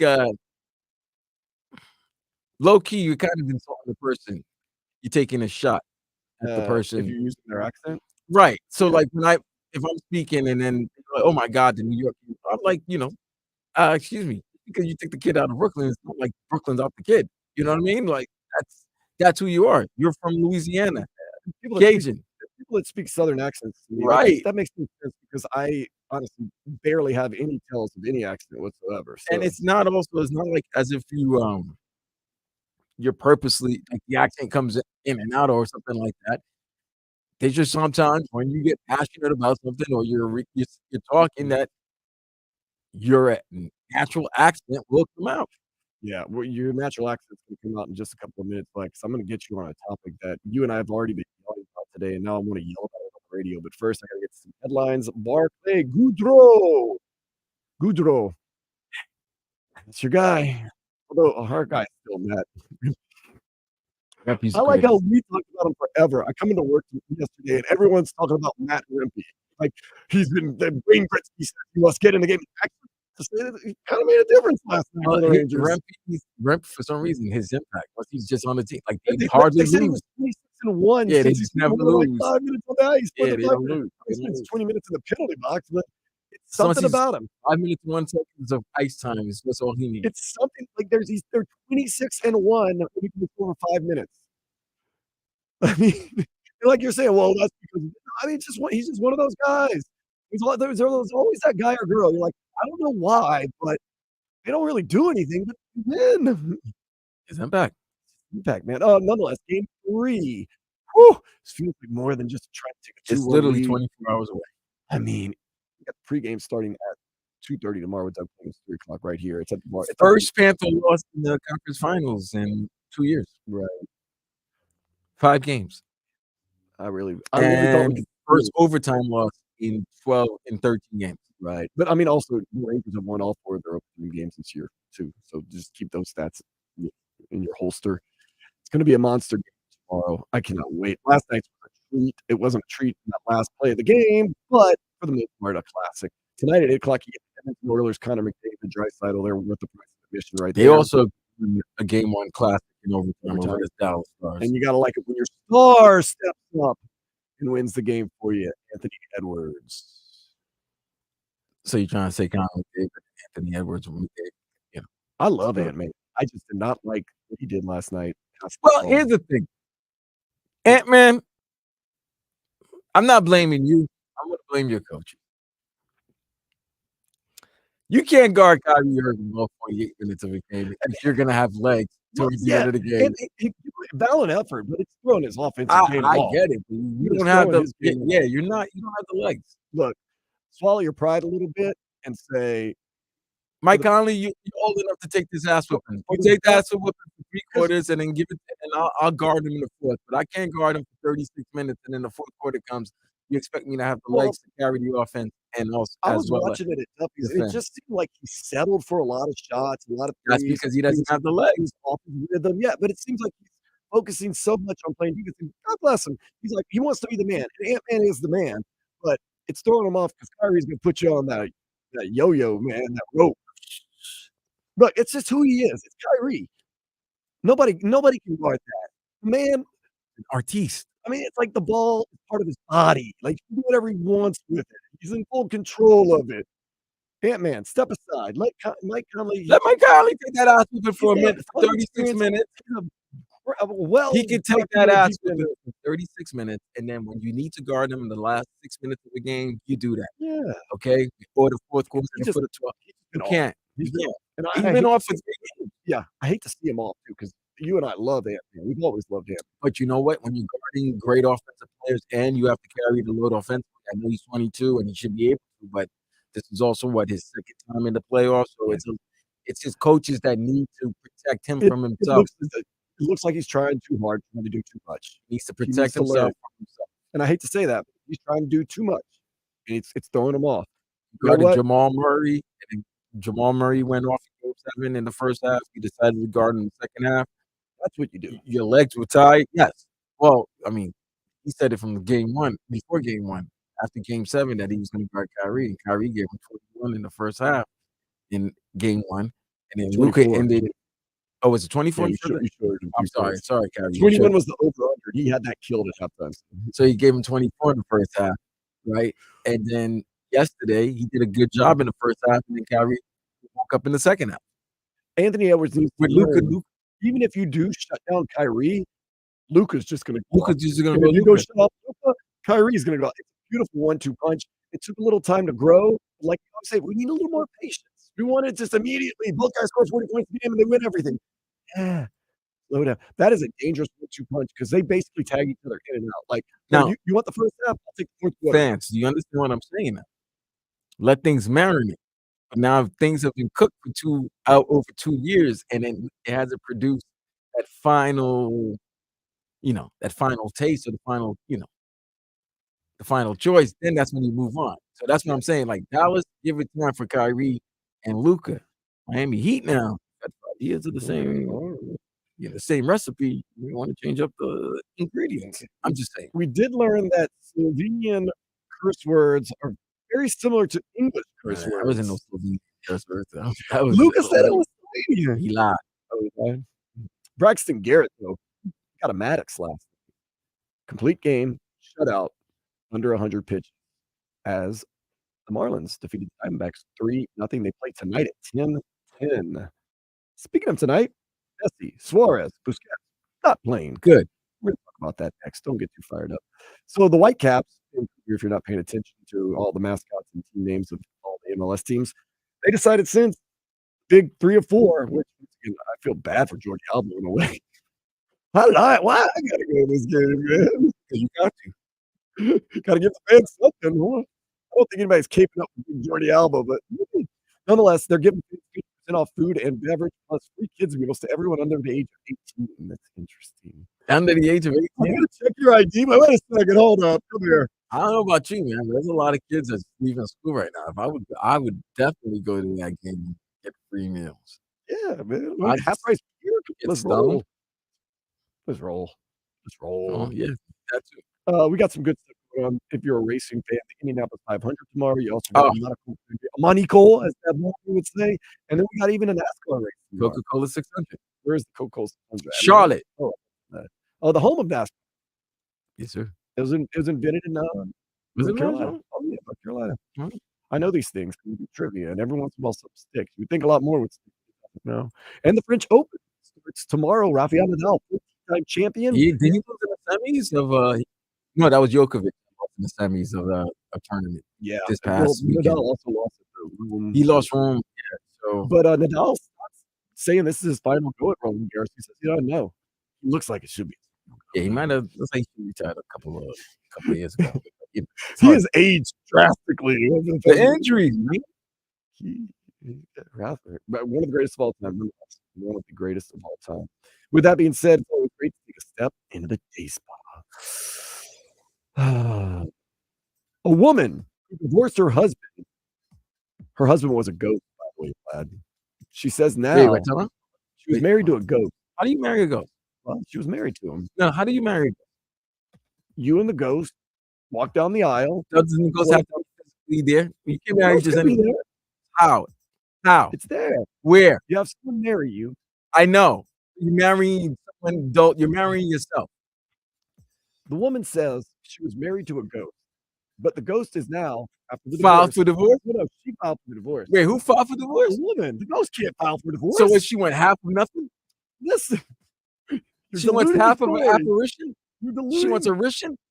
So she divorced her ghost husband. And when I say ghost husband, not a husband that's not around a lot. No, It was a literal ghost. he was never there. Okay. She says the ghost is now, after the divorce, jealous and haunts her because she is now dating a possessed clown doll.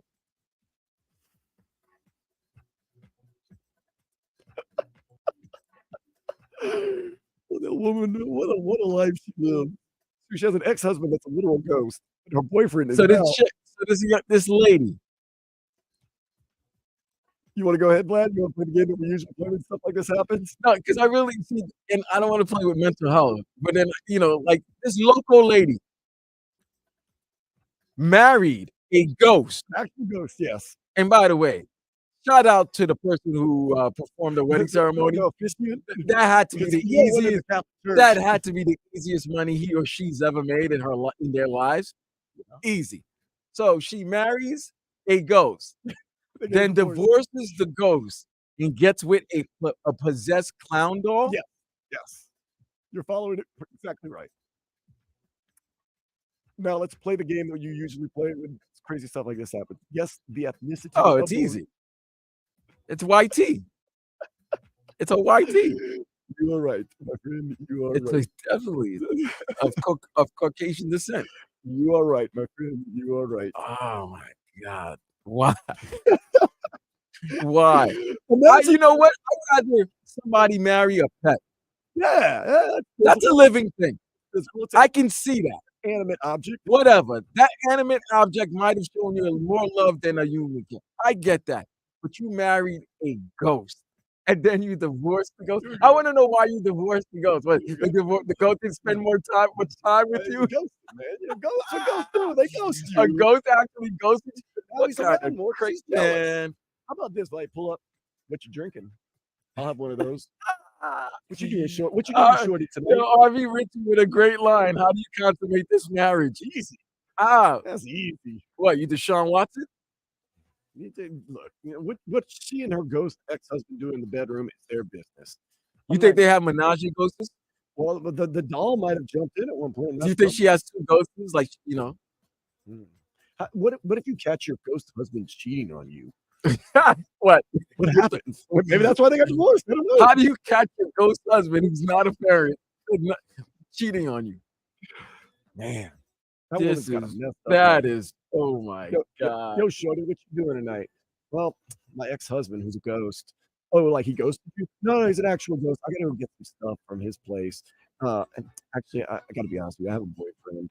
It's a possessed clown doll. A possessed clown doll. I will not have it. Actually, no. No. Oh my God. Yeah. This is crazy. Well, I mean, at least he has a physical object now as a boyfriend. Is that moving up in the world? I don't know. I don't know. What's the hierarchy of weird dating, Vlad? I guess the meds are kicking in now. Vlad, what's the hierarchy of weird dating? Is a ghost better than a clown doll? Is a clown doll better than a ghost? Is something physical better than something? What if she got pregnant? Well, you have to have a DNA test. I don't know. Is there DNA? Vlad, is there DNA? The ghosts and clown dolls have DNA? I don't know. I've heard of the Virgin Mary. Look, we need to do some work, Vlad. We need to find this But woman. this one We're is finding this crazy. woman. I want her to be a part of not only guest on the show, I want her to be a part of the show. Like, once a week, I want her to come on for 15 minutes. I'm just going to turn the mic off and pray for the best. That's all I'm going to say. Speaking of situations, let's get back to more serious things. Messi, Suarez, Busquets, no night against the Vancouver. Yeah, they ghosts. They're ghosts. They're like that ghost husband. They ain't even making the They ain't trip. even make the trip. And nobody. They're evaporating. We're going to talk about should they play or shouldn't they play next by 60 WQAM.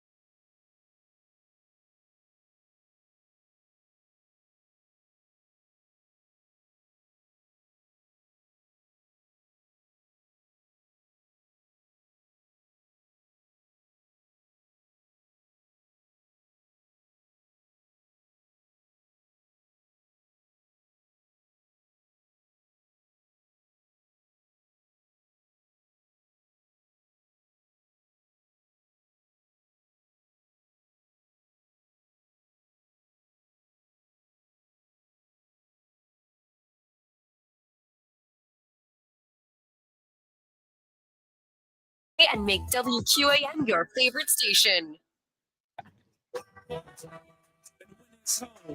My man. Speech. First of all, I want to thank my. First of all, I'd like to thank Lionel Messi, Luis Suarez, and Sergio Busquets for not making the trip. for not even making the trip. Take That's that, right. Vancouver. Try to be as That's far right. away from us as possible. A lot of people controversy over this, saying, Messi and especially Messi, but Suarez and Busquets, it's their duty. If they're healthy, and they've said it, we're healthy. They should make every game, play every game, make everything happen. And Vlad and I are very adamant about that being 100% wrong. That is not right. What? They do not have to play every game. No, we agree. I agree. We both agree. They don't got to play every game. Listen, you know why? I'm going to tell you this. There's a lot of reasons why. One, they're old. And they're going to be playing on artificial turf. I think that's the biggest determining factor. It's not anything new that Lionel Messi and his boy Suarez have said they rather play on natural grass than turf. And this isn't exclusive to them. Many international players either refuse to or prefer not to play on artificial turf because it's their health. Granted, let's say this. Oh, Messi, you got to go play in Vancouver. That's not fair. What if he gets hurt because of the artificial turf tonight? Then you're going to say, what? Well, game. And then he can't play any more games. And then he probably leaves near Miami. Go ahead. What else, Vlad? Other reasons why it's okay that Messi, Suarez, and Busquets are playing tonight. Second, it's a road game. And we're in first place. It's kind of meaningless, right? And it's meaningless. 7-hour flight. They got another game. And here's the other thing. And here's the other thing. This is very important. What's important to these guys? Country's more important than club. And that is a fact. Because I love Inter Miami, but if Team USA can win this Copa America, whoo! Argentina, all these three players are going to be playing with their home countries in important international tournaments. Copa America. Well, Copa America, you're going to have Lionel Messi with Argentina and Luis Suarez with Uruguay. Right. Sergio Busquets will probably go over to the Euro and play with Spain. Okay, so then Euro is in a couple of weeks. Okay. Come on, France. You have Copa. And then come on, USA. The Olympics are not too far away. So I'm sorry, Vancouver. As someone who's locally down here, people get upset when he doesn't play down here. But at least he gives you a legit reason why he's not. He's either banged up, nicked up, or hurt. And if you want to see him again, just wait until the game that he is going to play and just go. And that's it. This is the thing. I think most fans are probably like you and I, Vlad. Let's say you and I have. Oh, and the last and most. Let's say I get married to a ghost. Okay, go ahead. And guess what, guys? Go see the game for the game, not for the name on the back.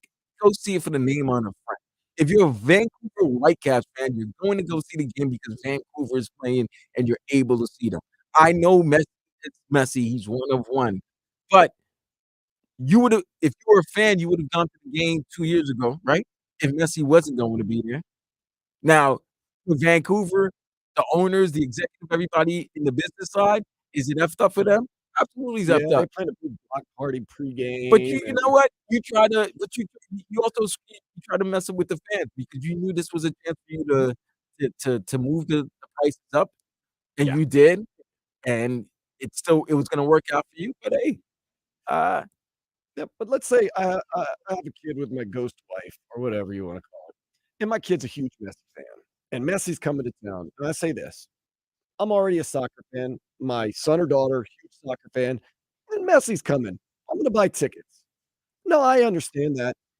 I bought a ticket to see Vancouver versus Miami. The ticket didn't say Messi. So I understand that there's a possibility. There's injuries. There's extenuating circumstances that can keep them from coming. This happens. What do I say? Darn, Messi's not going to be there, but we're still going to go make the most of the game. I bought tickets to the game. We're going to the game. I think most fans are like that. If you're a fan that's like, oh, I bought a ticket to see Messi, and Messi's not playing, that's not fair. Well, then you didn't really go to the game. You only went to see you only do it. You only wanted to go for social media purposes. So you could take the pictures, the selfies, and say that you were there to see Messi. That was it. You didn't go to see the game. You're not a real fan. Whatever. Yeah, you're not a real fan. No, I you're don't not. got no. I don't. I'm not crying for you. Like, I'm not. let's say this: we love Ant-Man. Ant-Man, Minnesota comes once a year to Miami. I'm glad we're going. I want to go see Minnesota Timberwolves. Ant-Man. Oh, Ant-Man's hurt. Ant-Man's resting today.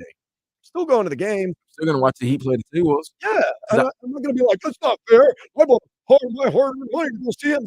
No, you bought a ticket to the game. You did not buy a ticket to see one person. or two people. And I know you're gonna say, what about those that flew internationally? You know, you've seen the ones that say, "Oh, I flew 17,000 miles to see Steph Curry." You know, Steph Curry or LeBron James. Here's what I like. You know what I would like everything to say now? I would like everything to be like wrestling, boxing, UFC. Card subject to change. Okay, so Vlad, I spent some money to go to San Juan, Puerto Rico last weekend. And what if it rained the whole weekend? Do I have to be like, Yeah, are you "That's upset? not Are you fair. gonna, I gotta get right? my money back. That's not Are you gonna call like airline and be like, I want my money back? I didn't want it to rain the whole time. If you'd have told me it was going to rain, I wouldn't have bought a ticket. Like, no. It is. You're taking a risk. It's a gamble. Lionel Messi. And I was going to say Jordi Alba. Poor Jordi Alba. Sergio Busquets And Luis Luis Suarez. Suarez. They have the right. And every player in the MLS or in any league has the right that if they don't want to play or if they don't see the situation being the one they want to play in, to not play. And not only that, the team. It's a team decision. Leo Messi doesn't owe the MLS or Vancouver fans or anybody anything. I mean, he doesn't own because he owns it. Well, I mean, he might owe it to Inter Miami, big, pocketbook. But I mean, like, there's no clause that says you got to play every game and you're hurting the game because you're not playing. And there's other people on the radio station that have argued, no, that is you buy a ticket to see one player. I was like, no, not in a team sport. Right. Like if I go to see Rafael Nadal at the French Open, yeah, I'm going to see Rafael Nadal play tennis. And if he scratches, well, then that's a different thing. But no, this is a team sport. And I think the arguments are actually even logical here, even though they have the right to do whatever they want. Number one, the turf. I think that's a big issue. Hey, they got to look out. What if they do get hurt and then they can't play the rest of the season? Then you have an even bigger issue than one game Messi not playing. You have the whole season with no Messi. Number two, the travel.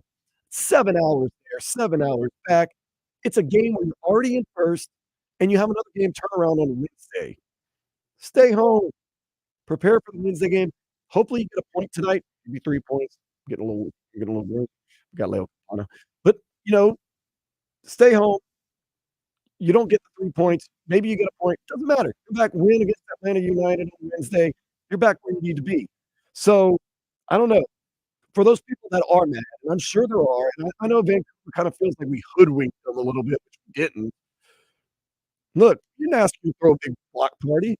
We didn't ask you to sell out. Why are you throwing a block party for an outsider coming to visit? And they even said, now this is I thought it was kind of weird. Now hold on. We don't mind that In all fairness, all Messi fans cheering for Messi and not us.